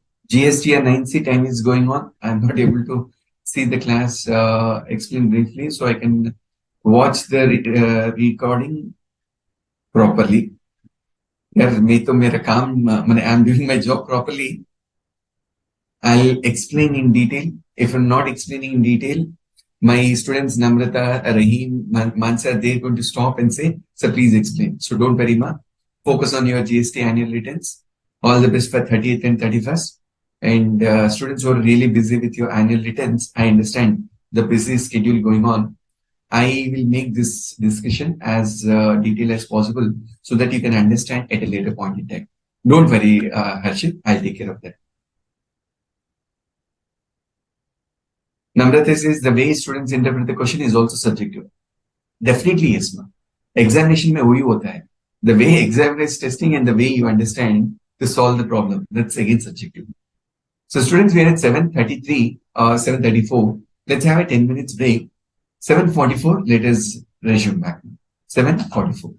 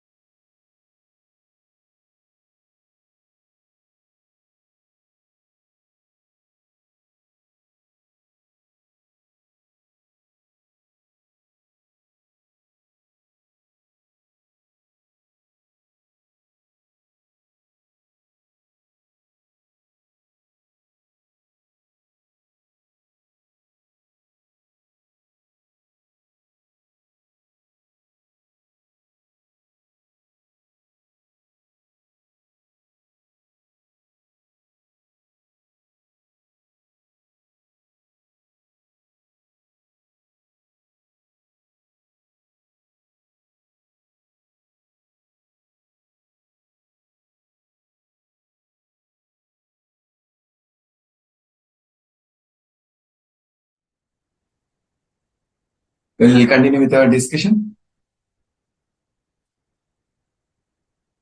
And reading Sharad Kumar's message. Sharad Kumar message that, sir, I'm busy with Nancy, so kindly explain in detail. That reminds me of the days, most of the chartered accountants, like students, you and me are contributing so much, we forget the personalities. Like, right from July, we are all busy with IT return filing. August, the few LLP related filing. September, IT filing. October, IT filing. November, IT filing. December, GST filing. Jan, Feb, we will take little breath, and March, stock audits, your annual closing. So the cycle flows so much that one of your friend will start messaging like, no, I'm enjoying my New Year party, and you'll message that I'm filing my GST and 9C. I'm enjoying my 9C filing. So your days are mostly dedicated to tax filings and your compliances. And another plight of us is results come exactly on the holidays, that is like Pongal and the other festival. So we cannot enjoy, or it will be a tension moment when the results are announced by the CA.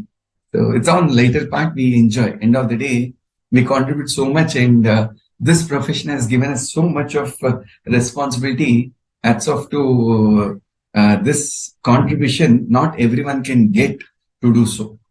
So ICAI has given us that platform. We should be grateful for being in this noble professional course, right? Let's come back to our discussion. Rule 3. Rule 3 talks about determination of method of valuation. So, some reason my officer says this value cannot be accepted. Then I'll come to rule 3. Rule 3 says, subject to rule 12, that is rejection, the value of imported goods shall be transaction value adjusted in accordance with provisions of rule 10. That means to say, so whatever value you have given, have you taken into consideration rule 10? Rule 10, there are few elements of cost and expenses to be factored into transaction value. So price actually paid or payable, activities undertaken by the supplier, activities undertaken by the buyer on his own account other than adjustments in rule 10. For instance, construction, erection, plant and machinery, post importation. So they say that when price is actually paid or payable, that will be prevailing. Activities undertaken by the buyer in India on his own account in India. Manasa was asking one question. Sir, why design charges are not considered for computation of transaction value? Design charges in India, that is for my installation, my plant and machinery. Why should I allow the customs officer that to be taken into my transaction value? So they say that activities undertaken by the buyer on his own account, other than prescribed under rule 10, to be taken into consideration. So what is it buyer will be paying? Post importation in India, transportation, duties and taxes, that is a customs duty, then installation, etc. All these expenses are irrelevant.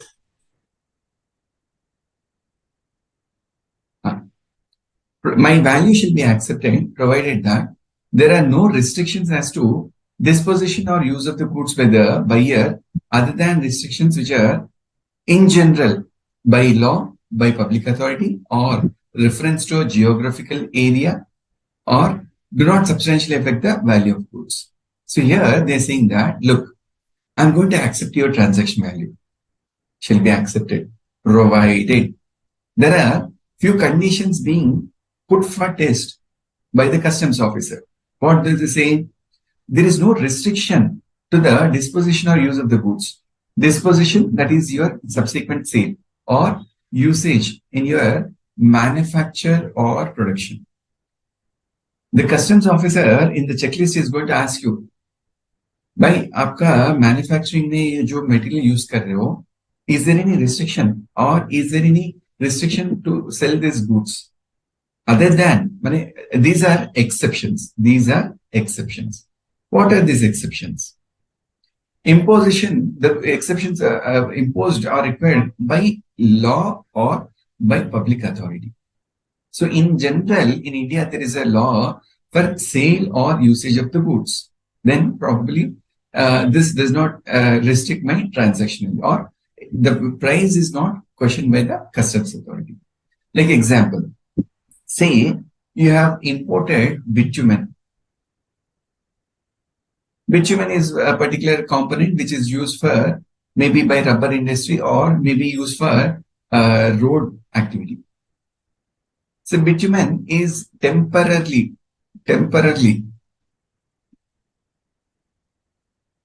suspended, or restriction. There is a restriction on usage. Some reasons.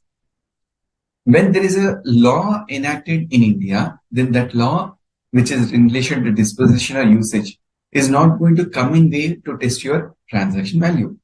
Limit the geographical area. Assuming for a moment, say Mansha happens to be an exporter and Mr. Rahim happens to be an importer. And Mansa says, Rahim, look, you can sell in South Asian Pacific. Except, say, Sri Lanka.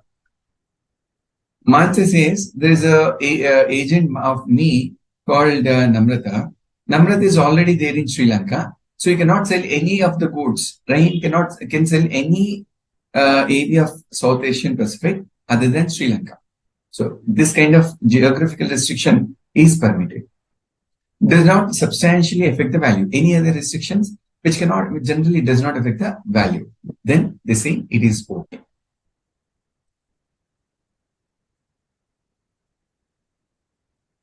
Rule 3. Then clause B. The sale or price is not subject to some conditions or consideration for which a value cannot be determined in respect of goods being valued. Is there any future event attached? That is, price is not sole consideration.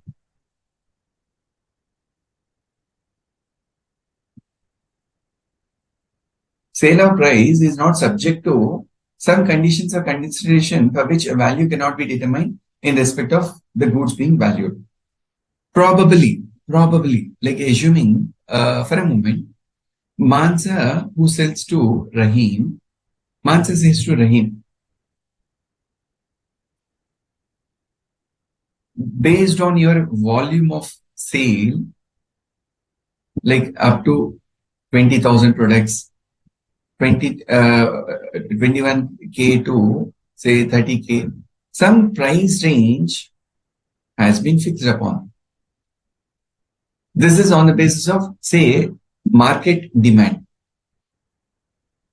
Now, this is future price. My product may be sold, may not be sold at an agreed upon price. If a consideration is linked upon to any of these future events, then provision say, rule 3 says that your transaction value cannot be accepted. What we are doing, we are all trying to test the transaction value. No part of the proceeds of any subsequent resale, disposal, or use of the goods by the buyer will accrue directly or indirectly to seller. Now, this is post-sale. For every sale, 20% you pay back or 15% you pay me back. It's like a royalty. You pay me some guaranteed fee on the sale value, unless an appropriate adjustment can be made in accordance with the provisions of Rule 10. So they say, if there is any scope for adjustment in your price as per Rule 10, I'll accept. Otherwise, if your consideration is linked to future subsequent sale, I'm not going to accept your transaction value. Buyer and seller are not related, or where buyer and seller are related, transaction value is acceptable for customs purpose under the provisions of sub-rule below. They're saying that if both the parties are not related, or even otherwise if they are related, I can accept subject to sub-rule 3 as below. What does my sub-rule 3 say? In sub-rule 3, they say that where buyer and seller are related, transaction value shall be accepted, provided that examination of the circumstance of the sale of the imported goods indicate that relationship did not influence the price. Now here, this is as good as winning a Oscar award. doing a small gully movie, getting an Oscar award. Why?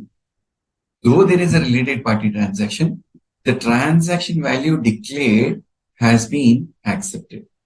Now, this happens in most of the multinational companies who are very, very professionally operated, where to get this established, price to related party and price to unrelated party. They get into a trade in such a fashion that the sales are affected to related party, sales are also directly made to unrelated party. This is going to establish and give a comfort zone to this customs officer, that is a proper officer. Not intended that there should be an examination of the circumstances in all cases. Proper officer of the customs may have previously examined the relationship and he have already detailed information. He may already have detailed information concerning the buyer and seller.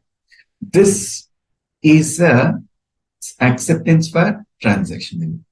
So the officer has to have all information. This is like only whatever you manufacture, whatever you buy, from whom you buy, what price you buy, what price you sell, your transfer ETP report, your internal audit report, your statutory audit report, RBA report, cost audit report, what all reports you can give all the reports. Make the customs officer happy and say, Baba, this is the best price I can do.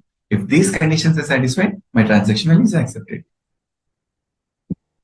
Sub-rule 3 further says that in a sale between related persons, the transaction value shall be accepted whenever importer demonstrate that declared value of goods being valued closely approximates to one of the following values ascertained. My imported value is matching to transaction value of identical goods or similar goods. So he is establishing that, sir, you see my product, you see this identical goods or you see similar goods. Where I'm trying to establish that along with me, there are independent buyers in the market. So for a moment, let's take example of Samsung washing machine. When Samsung washing machine is being imported from Samsung, this washing machine is sold to this related party. Also, the same is sold to various industrial buyers at the same scale. Now, there I use one technical term called commercial level. Commercial level. Like when it's a commercial level, wholesale purchase or bulk purchase or industrial purchase. Like example, to give a best example, say for a moment, Namrata is into the business of selling, say this what you call paper cups. Namrata manufactures and sells paper cups. Namrata has given a quotation to Rahim. Namrata has given quotation to Mansa. Namrata also given a quotation to IRCTC. The scale of business done by Rahim may not be seen as good as Mansa. At the same time, both Rahim and Mansa compared to IRCTC completely phenomenally different. IRCTC consumes more than what Rahim and Mansa cannot consume in 10 years, right? So that is called commercial level. So comparison should be even at that level. They say that this transaction value is matching with unrelated party. The deductive value for identical goods and computed value. Now these are subsequent rules. Subsequent rules. The rule 3 says that in case if the officer is interested to apply any of subsequent rules like rule 8 or rule 9, there is no difference in my value. So I'll come to that rule 8 and rule 9 in a later point in time. Substitute values shall not be established under the provisions of this sub-rule. Substitute value means alternate thing. This is a bad comparison. They say you can compare apple to apple, but not with the orange. Doctor saying me to eat fruits. So if I purchase a kg of apple, officer if I purchase a kg of orange, officer cannot force me to say, look, doctor prescribed fruits. You're buying orange. I'll make you to compare with apple. Substitute value. So that doesn't happen in this sub-rule 3. Value cannot be determined under this particular rule. The value shall be determined subsequently from rule 4 to rule 9. This is a hierarchy. Any of the questions which are asked in rule 3, I get a negative answer. Means I'm not satisfied. I'm not able to fulfill the requirement of the officer. Then I travel to rule 4 to rule 9 to establish what is my transaction value. Let me see any questions before we go further to rule 4.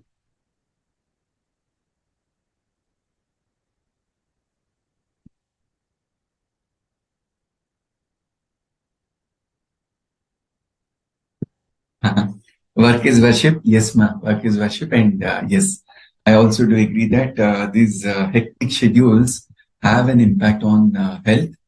Health is also important. All end of the day, whatever we do, this is for our survival. So not at the cost of health, we should take up the professional work.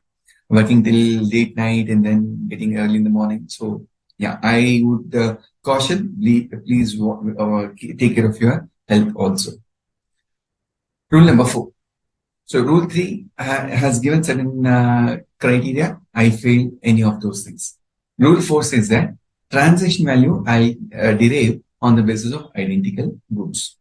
Subject to provisions of rule 3, value of import goods shall be. Now, this is a catch point. Value of import goods shall be transaction value of identical goods sold for export to India. In case if the transaction value declared is not accepted, rule 3, certain conditions are also not met, then rule 4 says that, look, the proper officer has to accept the value of imported goods shall be transaction value of identical goods sold for export India.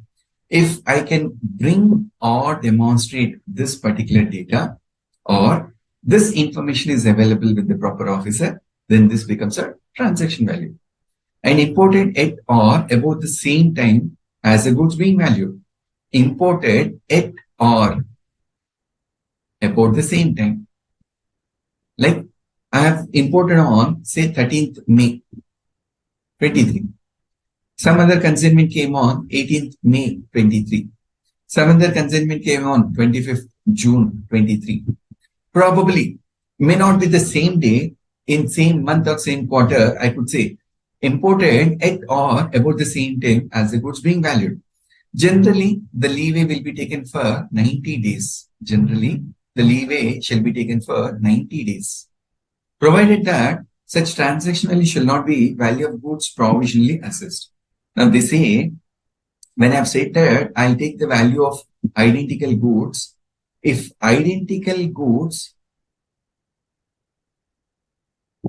cleared on provisional assessment. Example, say there's a person called Krishna, there's a person called Radha. Krishna has imported goods which were put for test of transaction value. Radha imported some goods, say, I would call identical goods. And Radha was not in a position to ascertain the value. She has sought for provisional assessment. Because the goods imported by Radha are identical, this value cannot be accepted, cannot be referred by Krishna. So here they are saying that because whatever duty has been paid by Radha, this is on provisional assessment basis, which is yet to attain finality. If Mr. Krishna want to refer to this value adopted by Radha, they are saying that no, it is not permissible. This is my valuation for identical goods. Valuation for identical goods. Where no such sale is found, a sale of identical goods that take place under any of the following 3 conditions may be used. The sale at same commercial level but in different quantity, or sale at differential commercial level but in substantially the same quantity. Sale at differential commercial level and in different quantity. So here they are saying that you can refer if a different point in time, at same point in time, I'm not able to find, but there is a reference maybe 3 months before, maybe 3 months later point in time, with a small change in variance of commercial level and quantity. When I say commercial level, size of the entity. Quantity, this is a volume of purchase. For a moment, when I give about this example, commercial level, let's take example of IRCTC. Different quantity, I'll give example of a wholesale dealer. So here, either you compare the entity to entity or you compare the quantity to quantity. If both are not possible, either of the parameter is good enough. The choice is or any one of the following. At the sale at same commercial level but in different quantity. Sale at different commercial level but in substantially same quantity, or different commercial level, different. Same, different. Different, substantially same. Different, different. So what they're saying, go with any of the comparison. Like example, say Dell imported 1,000 laptops. Krishna imported 10 laptops. Now here, quantity, quantum. I'm comparing 1,000 vis-a-vis 10. Alternatively, IRCTC versus, say, Sumana. Sumana happens to be a small proprietor. This is my commercial level. I can use any of these parameters for comparison of identical goods. Now, in the process, Rule 4 says, where cost and charges refer to Rule 10, sub-rule 2, of these rules are included in the transaction value of identical goods, an adjustment shall be made if there are significant differences in such cost and charges between goods being valued, identical goods in question arising from difference in distance and transport. So they are saying that if there are some inclusions as per Rule 10, they say that adjustment is permissible. I try to add back, I try to deduct if there are significant differences in such cost. I refer to a materialistic term called significant differences. Goods being valued and identical goods in question arising from difference in distance and means of transport. I'll take one blank slide to explain this in better manner.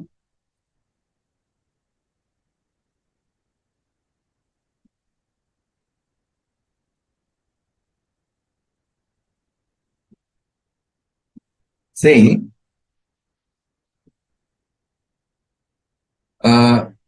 XYZ Trust purchased, not purchased, I would say imported 1,000 for trust. What we can say, we can think of a laptop from USA. Dell imported 10,000 laptop from, say, USA. Here, the distance, instead of USA, let me use a term called, the country called, say, nearby country. Let us take Singapore. From Singapore. So here, when I go with this particular commercial value, this is called identical goods. Why? Both are Dell laptop. Both are having same configuration. Now, for USA, when I do my CAF, the value of insurance, the value of freight, because this is for 10,000 laptops. This is only for 1,000 laptops. So whatever my landed price is there, this landed price will be adjusted for some expenses and derived. When I say expenses, one of them is say profit margin. Rule 10 talks about these adjustments. So any adjustments on account of landed price, that is freight, insurance, etc., can be made as an adjustment. In applying this rule, if more than one transaction value of identifiable goods is found, lowest value of such shall be used to determine value of imported goods. Examination, again, one adjustment may be for 2 marks out of this particular rule number 4, sub-rule 2, sub-rule number 3. I repeat, these are 2 adjustments probably tested out of one big question for 6 marks, 6 to 8 marks. Where they're saying that first you can allow an adjustment for distance or means of transport. Also, where more than one transaction value of identical goods is found, lowest of such value. I'll give an example for this. Saying, Harish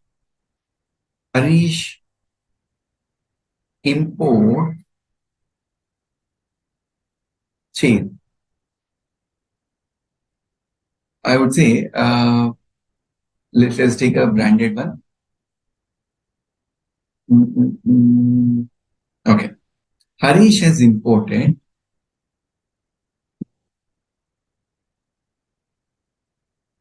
I would say monitor.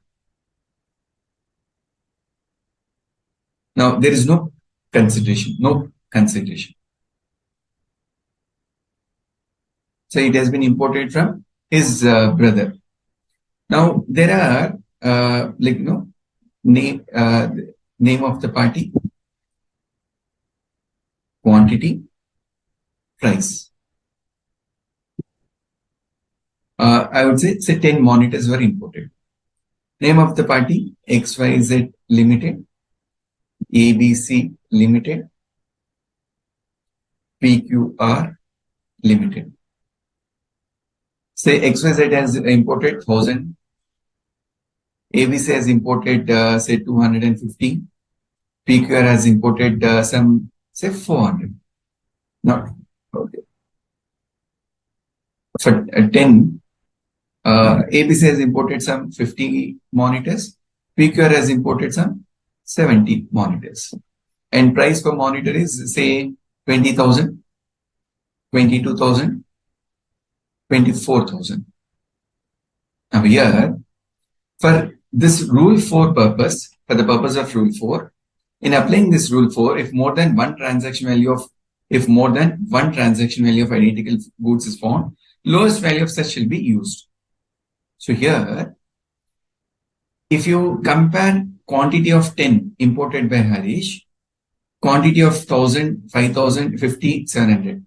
This is abnormal, very, very abnormal for comparison. So what I would do, this particular transaction as a customs officer, I would ignore. I would take either of these two parties. When I take these two parties, look at the price. One is at 22,000, another is 24,000.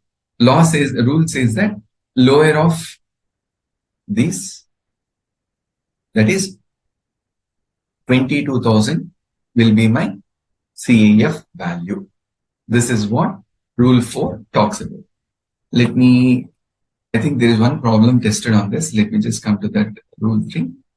Problem number 3.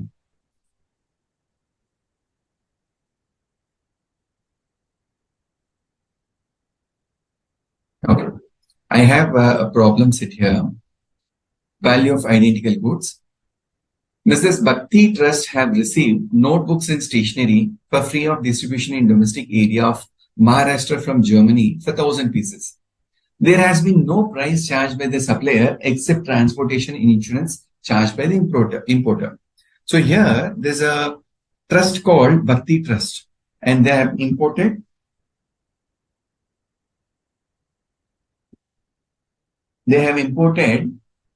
notebooks and stationery for how many 1,000 pieces. And they say that transportation insurance charges are paid by the importer. Other than this, nothing was paid. Details of other imports from the same nation at the same time of at the same time of above imports are available. Say one importer charges 12.5, quantity 800. Another charges $15. Import quantity is 50. $10, 1200. $11, 900 quantity. Now here, for 1,000 pieces, when I compare 50 pieces, the second transaction is very, very minuscule. The quantity imported 50 is not comparable. So this, what I will do, I will ignore. And rest 3, 800, 1200, 900. In quantum, this is approximating to 1,000. I would take transaction 1, transaction 3, transaction 4, which are relevant for me to compare. Now, out of this, 12.5, 10, 11. Now, least of this, the transaction value, I have 3 values. Least of 12.5, 10 and 11, 10 I will take into consideration. So my transaction value will be 1,000 pieces into 10 per piece. 1,000, I'll get $10,000 as my CAF value. This is what my rule 4 talks about. Examination, wait and watch for one MCQ on this particular pattern.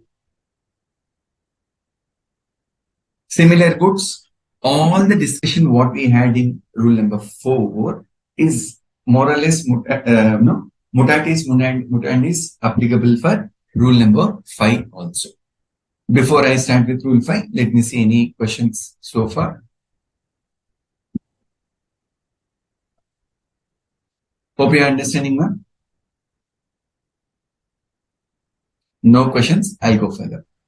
Subject to provisions of rule 3, that is the starting rule, value of imported goods shall be transaction value of similar goods. Now, what is happening here?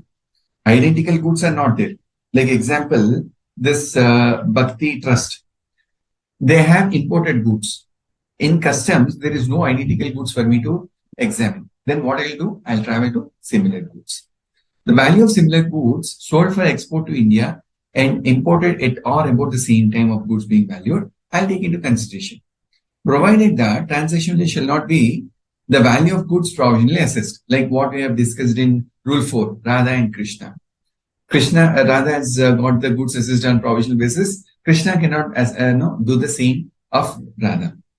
Provisions of clause B, C of subrule 1 and subrule 2 and subrule 3 of rule 4, that is your identical goods. Mutatis mutandis apply to similar thing. If I know rule 4, my rule 5 is cake, mirror image of the same. The only differential point is similar replaced with identical. Now, this is a ancillary rule. Sir, if I'm not in a position to adopt identical and similar goods, what will you do? Then they say, either go for rule 7 or you go for rule 8. Now, in fact, do I need to have a rule 6 to say, look at the way the drafting is done. And unfortunately, some of these provisions, now we have copied these as it is from World Trade Organization. I don't know, if you get time, look at the valuation rules by European country. Look at the valuation rules by US nation. All these valuation rules, rule 3 till rule number 12, all are more or less similar across the globe. One major company, major entity, not entity, one major nation says that this is how I adopt, like IFRS. What happened in IFRS? We deviate so much from AS to Ind AS. Most of these Ind AS, we feel that it is irrelevant for us to adopt. But because IFRS mandates, we had Ind AS to match with IFRS. And who drafted this IFRS and why we are falling in place? The same way as these rules. Simple terms, rule 6 says that, Baba, you failed in rule 3, you failed in rule 4, you failed in rule 5. You didn't get an answer. So, kya karo? Don't worry. Go to rule 7, go to rule 8. So, rule 7 says deduction value. Rule 8 says computation value. Theoretically, good to read. Practically, not that easy for rule 7, rule 8. The easiest rule among all these rules is rule number 4. What is that rule number 4? Big brother, compared to some identical goods. So, dekho, that fellow is importing, this fellow is importing. Look, I am importing. So, put 2 people in front of you. for identity purpose, देखो मैंने वो चोर है तो मैं भी चोर हूँ, वो इससे नेक इंसान है तो मैं भी नेक इंसान हूँ. So don't catch me. So rule 4 is the easiest by and large for convincing the officer. Coming back, rule number 7. At the request of importer. Now they are saying that at the request of the importer, with the approval of the proper officer, order of application of 7-8 shall be reversed. Instead of going to 7, I'll apply 8, or I'll apply 8 and I'll come back to 7. Deductive value. Subject to provisions of initial rule, that is rule 3. If goods being valued are identical or similar, imported goods are sold in India.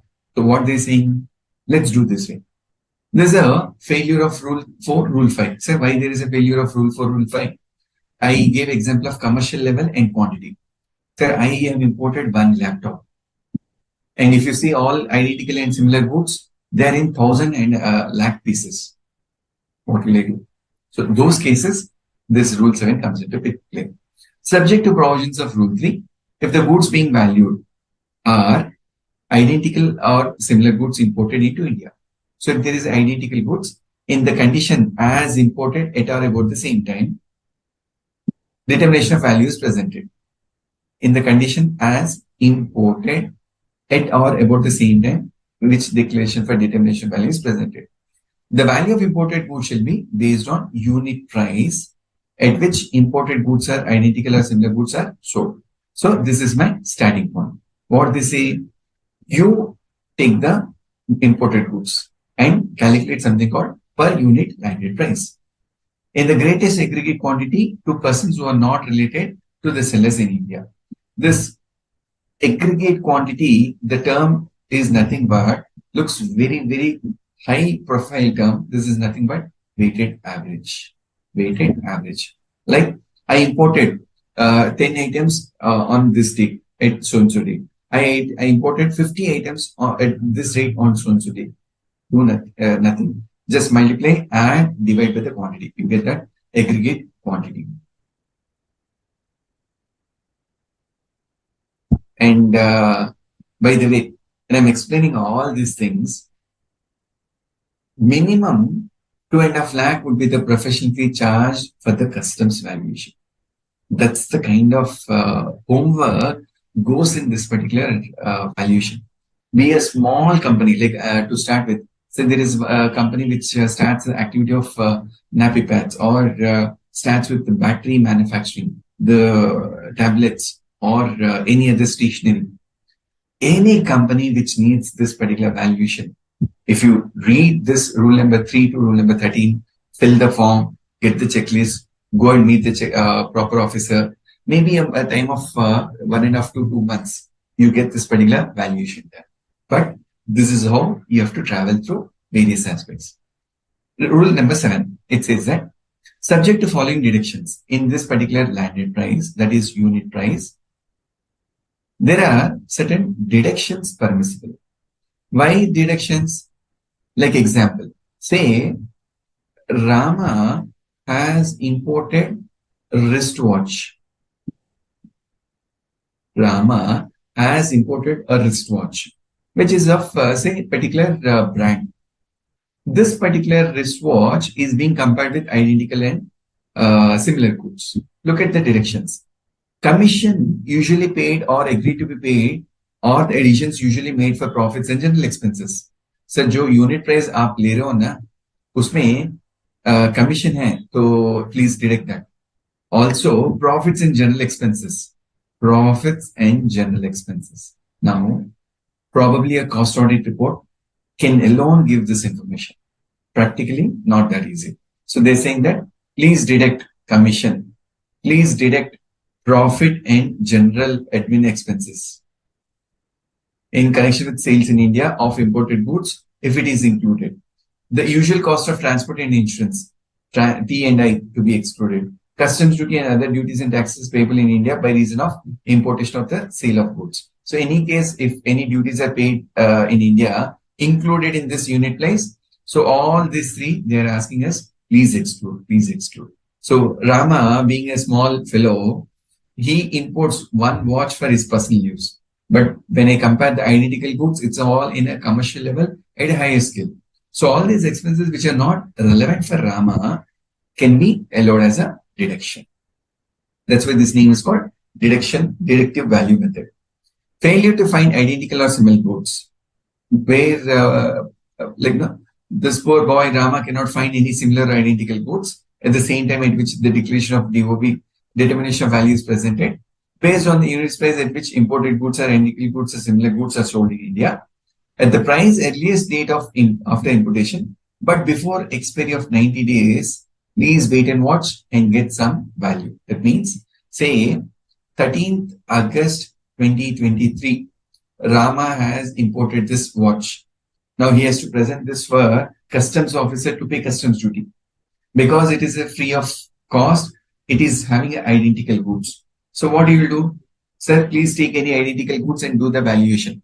So when this valuation is being done, the officer can stretch up to a period of 90 days to this particular valuation. Like example, when I gave this example of a wristwatch, probably you might be thinking, say, is that a relevant example? Answer is definitely yes.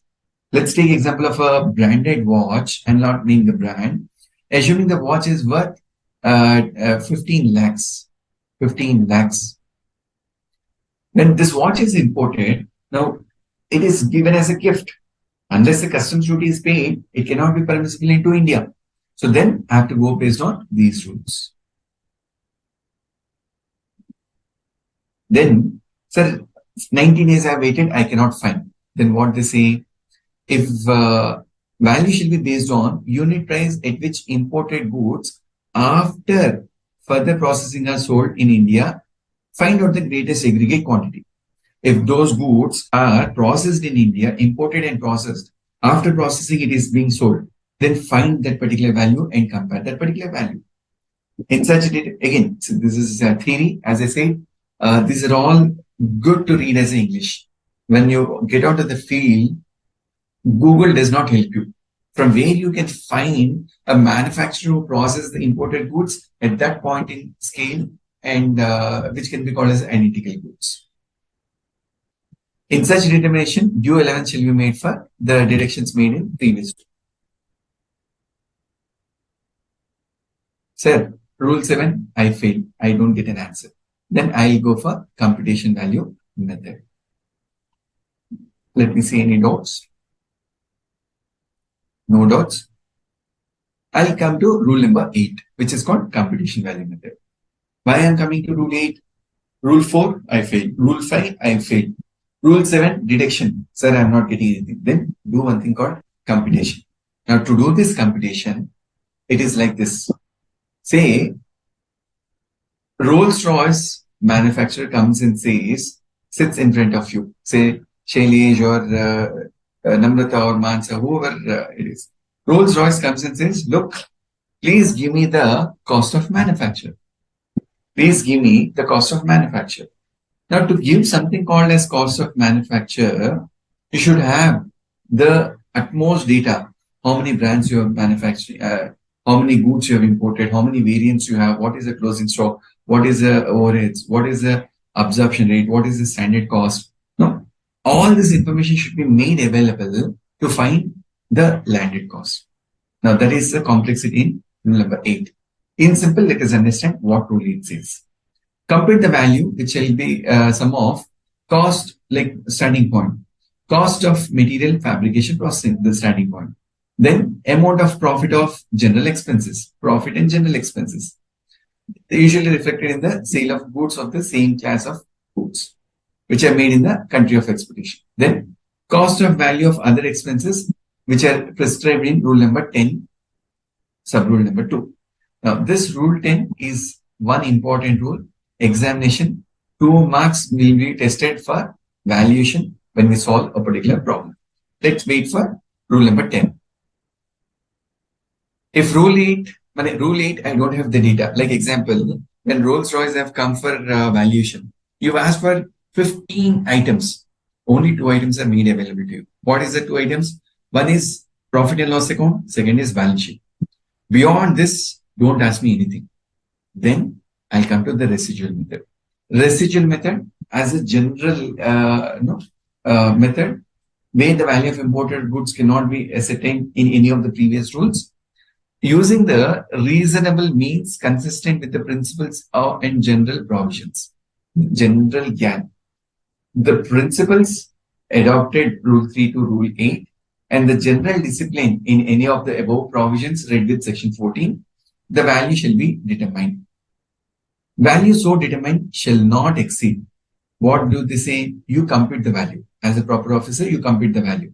That value shall not exceed the price at which such like goods are ordinarily sold or offered for sale by delivery at the time and place of importation in the course of international trade. They say the goods which are ordinarily sold in the international trade, let that be the standard price. Don't go beyond that. When the seller and buyer have no interest in the business of each other, price should be the sole consideration and sale or offer for sale. Whatever price they have exchanged when there is no related party business, you can adopt at that particular transaction value unless you have evidence to prove. Now, this is a very interesting point, most of the time challenged by the assessee before the customs officer. Look, you are rejecting my transaction value. You as an officer prove why you are rejecting this value. And while adopting rule number 9, homework is not easy. You cannot copy paste from Google. Like when senior asks you, examine whether section 54 is applicable in this case. How you fill this refund application, read and come back. What we will do, we generally go to the Google. Okay, Google, explain rule 54. Okay, Google, explain rule 89, sub rule number 4. Instead of that, I have to work out and give the value. Similarly, rule 9 says, Baba, don't copy from where? Selling price in India of the goods produced in India. Already the goods are produced in India, don't copy that price. System which provides for acceptance of custom at the highest of 2 alternative values. There are 2 alternative values from some source. Don't just like that blindly pick up. Price of the goods in the domestic market of the country of exportation. Because in the country of exportation there is a domestic price, don't pick it up ordinarily. Cost of production other than computed value which have been determined for identical or similar goods with the provisions of Rule 8. Instead of depending on this rule, identical or similar goods as per Rule 8, some other computed value, like they say, as per so-and-so research report, research committee appointed by so-and-so task force, this is the price recommended. Don't go with that. Rather, you do your homework. Also, goods for the export to a country other than India. From that originating country, goods are exported to so-and-so country. Don't bring that. Minimum customs value or arbitrary fictitious value. You cannot come and say, यार इसका ना 10,000 बनता है. Sir, कैसे 10,000 बनता है? Minimum customs value. Look at that product. You can afford to pay minimum 10,000. No. Arbitrary and fictitious value is never permissible. And please keep in mind, examination, theory question for 4 marks. What are exclusion for computation of transaction value under residual method not to be considered by a proper officer? So the factors and means explained here, which are not relevant for me to derive upon a transaction. This would be tested for 4 marks theory question. Now, this is important. Pay attention. Students, from this particular slide, little attention is required. Reason, one problem for 6 marks is completely revolved on 2 adjustments from rule number 10. Please pay attention from rule number 10. Any doubts so far? Good.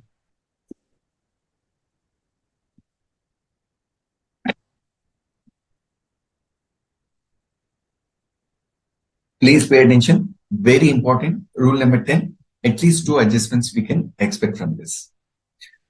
Cost and services. In determining the transaction value, they shall be added. They shall be added to the price actually paid or payable. So here, Rule 10 gives a guidance. The importer comes to the proper officer with the transaction value. That transaction value, officer will call Rule 10 and says, I'll read the list. Please give me yes or no. If you say no, add back. If you say yes, keep quiet. The following, to the extent they are the following. So there is a list to the extent they are incurred by buyer but are not included. So buyer has paid but not included in the price actually paid or payable to the imported goods. Like example, commission in brokerage except buying commission. Commission in brokerage except buying commission. Now, this term buying commission is as good as, like I'll give an example to understand this term buying commission. Very important. Examination, one adjustment based on buying commission. Say Shailesh is in Germany. Mansa has to import a particular machinery from Germany. Mansa cannot afford to send their engineer for 2 to 3 months to station in Germany, examine and test. Reason, cost of travel, expertise, language, and the opportunity cost of this employee who travels abroad. So what does Mansa do? Mansa appoints a local agent called Namrata. I'll put it here for ease of understanding. Mansa happens to be an importer. Shailesh happens to be an exporter. Namrata happens to be a expert. Now, before the plant and machinery is shipped from the place of origin, this needs to be tested. This needs to be negotiated. This needs to be observed. So there are various activities done by Namrata at the premises of the exporter on behalf of Mansa. So here, this gentleman is called as a, whatever he gets paid, that's called as a buying commission. And this buying commission is relevant for the goods to come into India. However, Rule 10 has given a relaxation that any expenses paid by way of commission and brokerage except buying commission. They have excluded buying commission. So why they have excluded buying commission? It's a policy matter. Don't question the policy matter. Cost of container which are treated as being one of the customs purpose with the goods in question.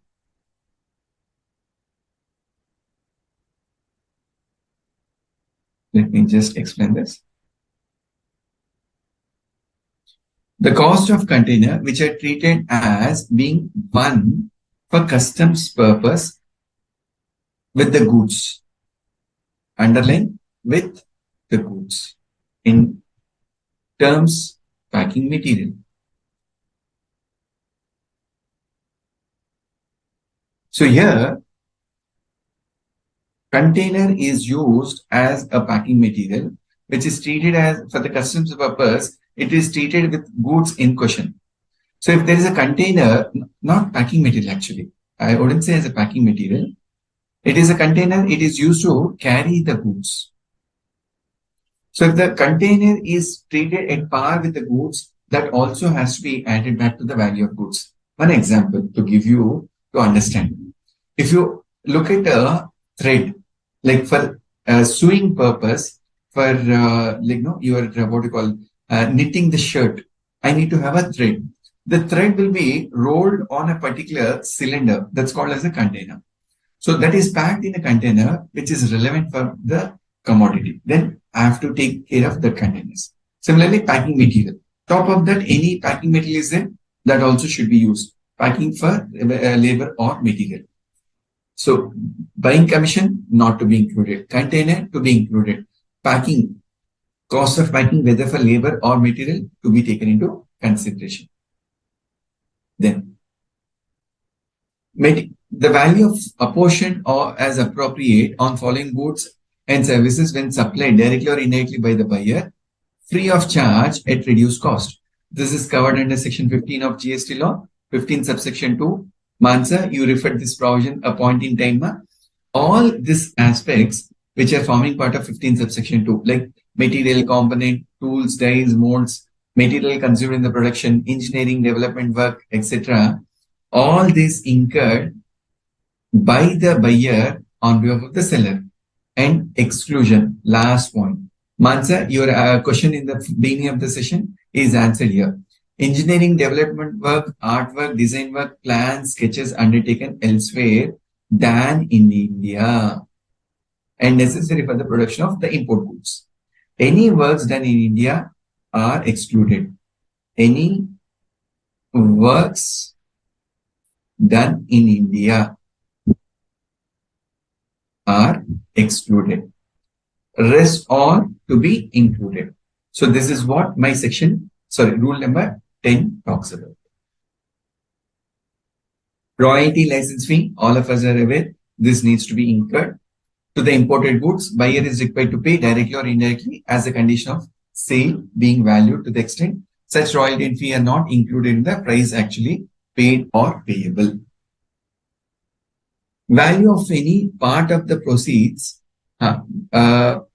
One point here when we test on clause number C. When I say royalty and license, please understand goods before factory setup, after factory setup. If at all royalty and license fee is there as per the contract, before the factory setup is there, this is royalty and license not to include. After the factory setup, to include. Reason, unless the factory setup, where does the royalty will start? So any raw material or any capital goods imported till the point in time factory is set up, no need to pay any customs duty on the basis of Rule 10 for inclusion. After the factory is set up, I have to take into consideration this royalty and technical fee. Then value of any part or proceeds of any subsequent resale disposal, imported goods that accrues directly or indirectly to the seller. This is also discussed in rule number 3. Again, we are repeating in rule number 10. All other payments made as a condition of sale. Again, these two are brought from rule number 3. Any money to be paid to the seller by the buyer directly or indirectly through a third party. Then this is also to be included.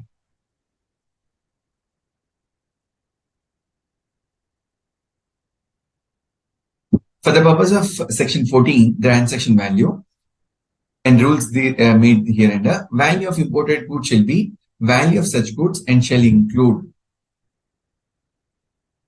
cost of transportation, loading, unloading, handling associated with the delivery of imported goods to the place of importation. Cost of transport, loading, unloading, handling charges associated with the delivery of imported goods to the place of importation. Like example, in the institute material, when I made to read the definitions, there is something called this boat charges. The boat charges, because it is relevant for to come to the place of importation, I take that into consideration. Cost of insurance to the place of importation. However, where cost of point number A is not available, the transportation cost shall be 20% of FOB value.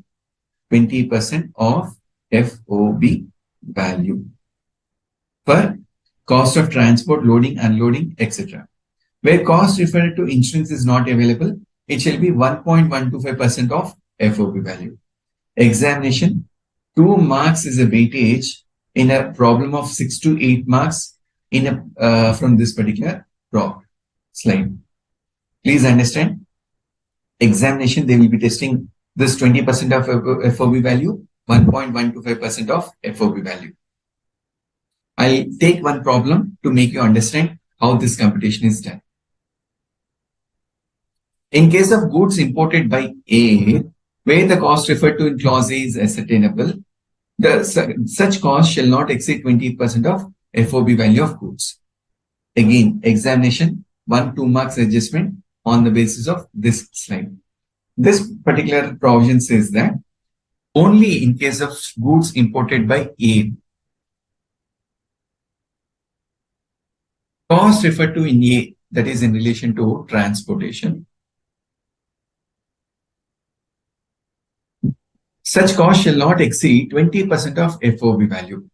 Though the actual value is there, restriction up to 20% of FOB value. I'll give one example to make you understand. Let me just take a blank slide.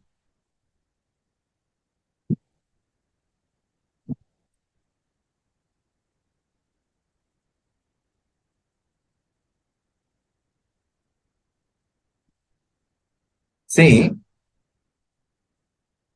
FOB value is $25,000. Actual transportation is $6,000. And this actual transport is air freight. As per Rule 10, and assuming insurance is say $1,000. Insurance is $1,000. For the purpose of CAEF, I'll say cost $25,000. Freight, because it is through A, 20% of 25,000 happens to be 5,000. Actual is 6,000. I'll take only 5,000 into consideration. And insurance, I'll take $1,000. My total happens to be $31,000. This happens to be my CIF value. This is what this is. In case of goods imported by A, where cost referred to in clause A is ascertainable, such cost shall not exceed 20% of free on board value of goods. So why is so? This is an international practice. This is a policy matter. Because it is adopted in a couple of nations, India also has adopted the same policy. So I have to be careful in calculation. In case of goods imported by C or A and transshipped to another custom station in India, cost of insurance, transport, loading, unloading, handling charges associated with such transshipment shall be excluded. What is transshipment? Transshipment. This is one port to another before actual delivery.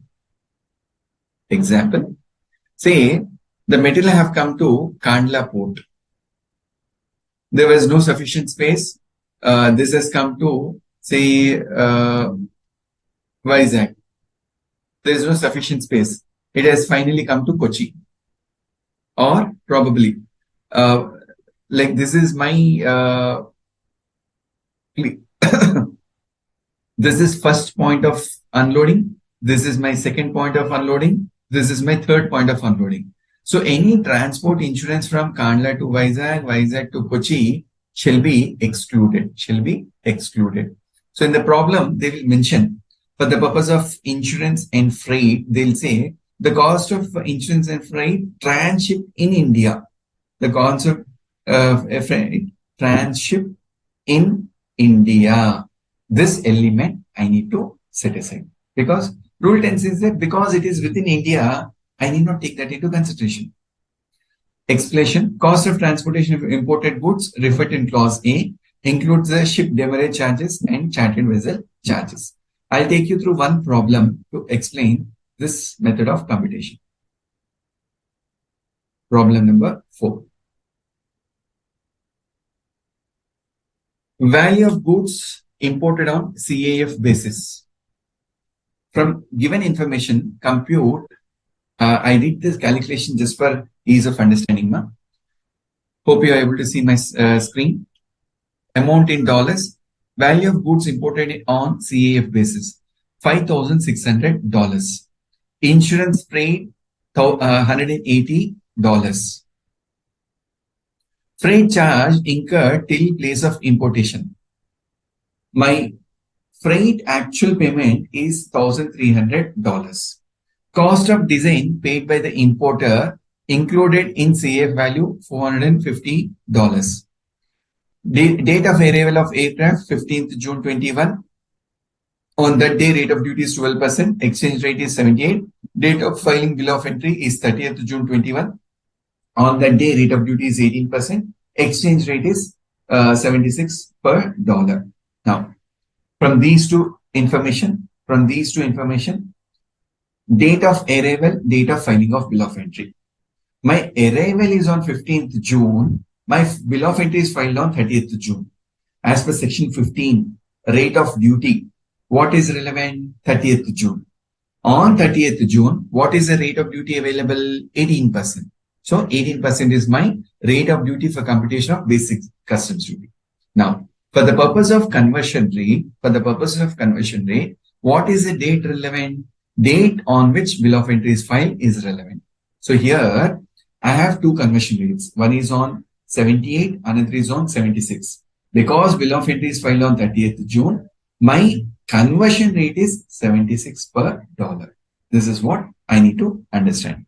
Now, one by one, if I read further, value of goods imported on CAF basis, my freight is restricted to 20% of FOB value.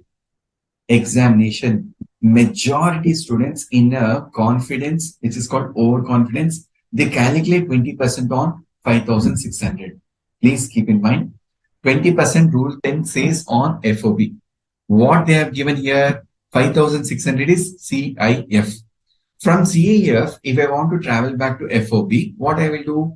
5,600 minus 180 minus 1,300. I'll get FOB value. Cost of design paid by the importer included in CAF value. That 5,600, what I'm seeing above, already included $450. So why this information is given? Just to draw your, deviate your attention, they gave some extra piece of information.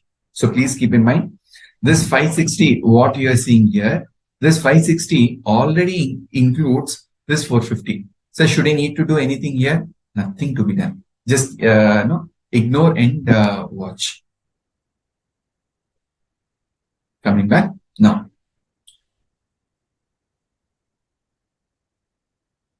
For this given problem, FOB, look at the answer. FOB value, I'll just show this. Yeah. How do I get my FOB value? 5,600 minus 180 minus 1,300, I get FOB value. My freight on FOB value is 20%, $824. What was the actual freight paid? $1,300. Rule 10 says 20% of FOB value. So my freight is 824. Insurance 180, I'll take as it is. My total value is 4,120, 824, and 180. What is the conversion rate? Conversion rate is 76 the day when bill of entry is filed. Customs duty 18%. So 76 into above value, I'll get 3,89. On that, my customs duty, basic customs duty 18%. On that, social welfare says 10%. This is the total value for IGST. On this total value, IGST of 18%. My total customs duty and IGST, this is what is paid for. Students, this Excel file, what you are seeing, I'll upload on my notes so that you can practice this problem at a leisure point in time. Are we clear with the CAF computation for air freight charges? I repeat once again, examination, one problem for sure is going to be there. One problem for sure is going to be there.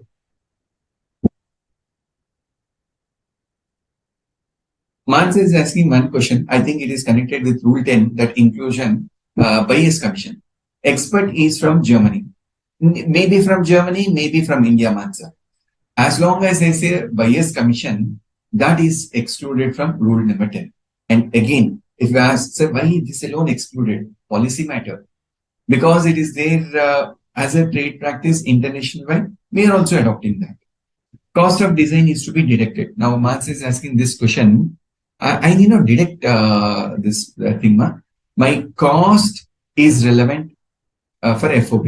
So the free on board value includes the design cost. This piece of information, Mansa, just to take away your attention. Out of hurry, final examination, out of the given exam time, because cost of design paid by importer is there, I add back. What I'll do as a general practice for calculation, 5,600 minus 1,300 minus 180 plus 450 we do. On that we calculate. Please and keep a watch. Design charges are already included, which are incurred by the importer. So no need to add back again. Cost of design already included in the CAF value. Hope this is clear, Mansa.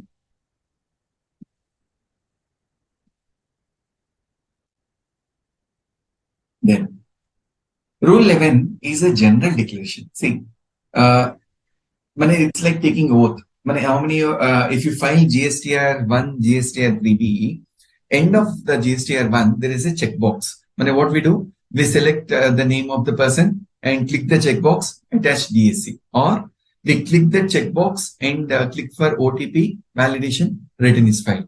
I hereby so-and-so conform to that correct and fair value of amounts disclosed hereby, and I obeyed for the rules and regulations under the GST provisions. Something like that is my Rule 11. The declaration is giving all full and accurate information to the proper officer for helping to determine the value of imports. So here Rule 11 says that the declaration disclose full and accurate details relating to the value. Any other statement, information, document, including invoice of the manufacturer producer of importer of goods, where the goods are imported from or through a person other than the manufacturer producer, are as considered necessary by the proper officer, for determination of value of import goods under these rules. All this information is true and correct. Now, finally, rejection. Having said all this story like Ramayana, right from Uttarakanda till the Yuddhakanda, everything we have explained. The officer says, okay. Finally comes and says, I'm not okay. Why you are not okay? Prove me that Rama killed Ravana. I think it was not because of Rama, because of Hanuman, Ravan lost his consciousness or lost his life. Now, this is what happens in a Rule 12. My proper officer is rejected because he has a reason to doubt. Reason to doubt. This is a $1 million question.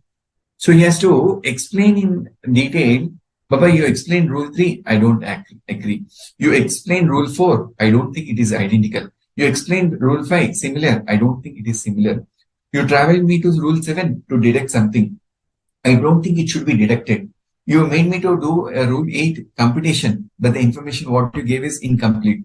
You made me to apply Rule 9. There is no consistent principles. You made me to apply Rule 10. There is something called CEF. Something is missing. All those reasons he mentioned in black and white and said that to the extent of truth and accuracy, the value declared by the importer is not acceptable. So this is a possibility of the officer. Officer has to reject with a genuine reason why this transaction value is not being accepted. Last and final, we are coming to determination of value of export of goods. So in case of export of goods, all the rules like determination of method of valuation, comparison, computation, residual, similar to what we have learned in import of goods.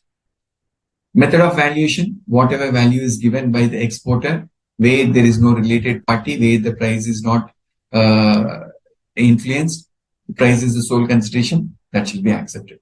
If that is not accepted, then the value by comparison. What is the value available for the goods exported by the registered person to any other party, to any other nation at the same level?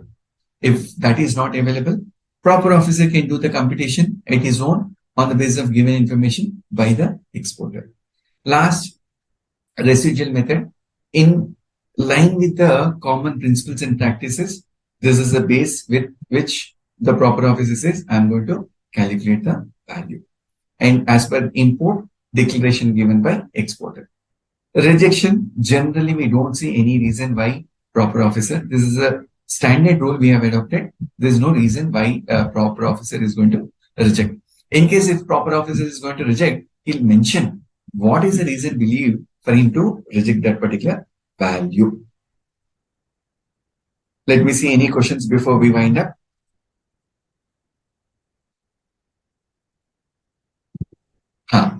Mans is asking this question. Let me come to my Excel file. Cost of design paid by the importer included in CAF value. Now, understand this aspect, Mansa. I'll take a minute to explain in detail.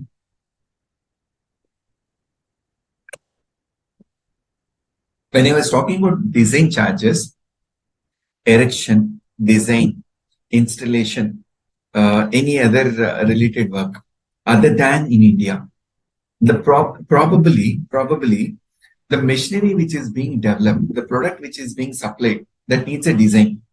Like I gave example. Say, let's take example this way. Say, okay, Balram manufactures a machinery. Krishna gave an order to Balram. Krishna gave a product to manufacture to Balram. But Krishna says, look, Mr. Balram, this particular product can be developed, and this development take a support from Arjuna for the design charges. Balram says that, look, I don't have good terms with Arjuna. Somehow we don't get along with each other. Krishna says, don't worry. Arjuna will give design to you. Based on the design, you develop the product. Balram says, look, I'll take the design. However, payment you take care. Krishna says, okay, any payment to be made to Arjuna for the design, I'll take care. Now here, integral part for the development. Hope this example is clear, Mansa.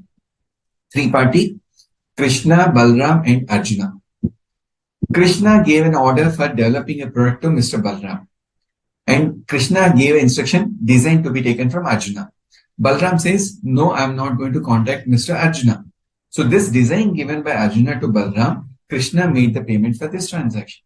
So this particular money, what Krishna has paid is an integral part of the product developed by Balram.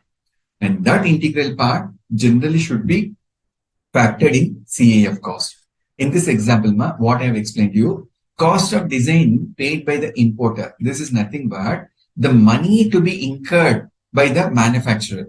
Because it was paid directly, probably by the importer, this should form part of my CAF value. Accordingly, for rule 10 purpose, I have to take this into consideration. Hope this is clear, Mansa. And because already this is in CAF, I need not exclude that. So design charges could be at the time of development. Design charges could be at my end in India for installation of machinery. It could be either ways. So based on this example of developing the product, design is relevant for this development. On that basis, I was telling you that this is the concept of inclusion. Students, we conclude our discussion on valuation. Please go through the discussion and recapitulate what is there in your institute material. The next class, when we meet, I'll make a couple of problems to solve to get you comfort on Rule 10 read with Rule 4 computation. Right? Till then, good night, goodbye, and take care. See you all.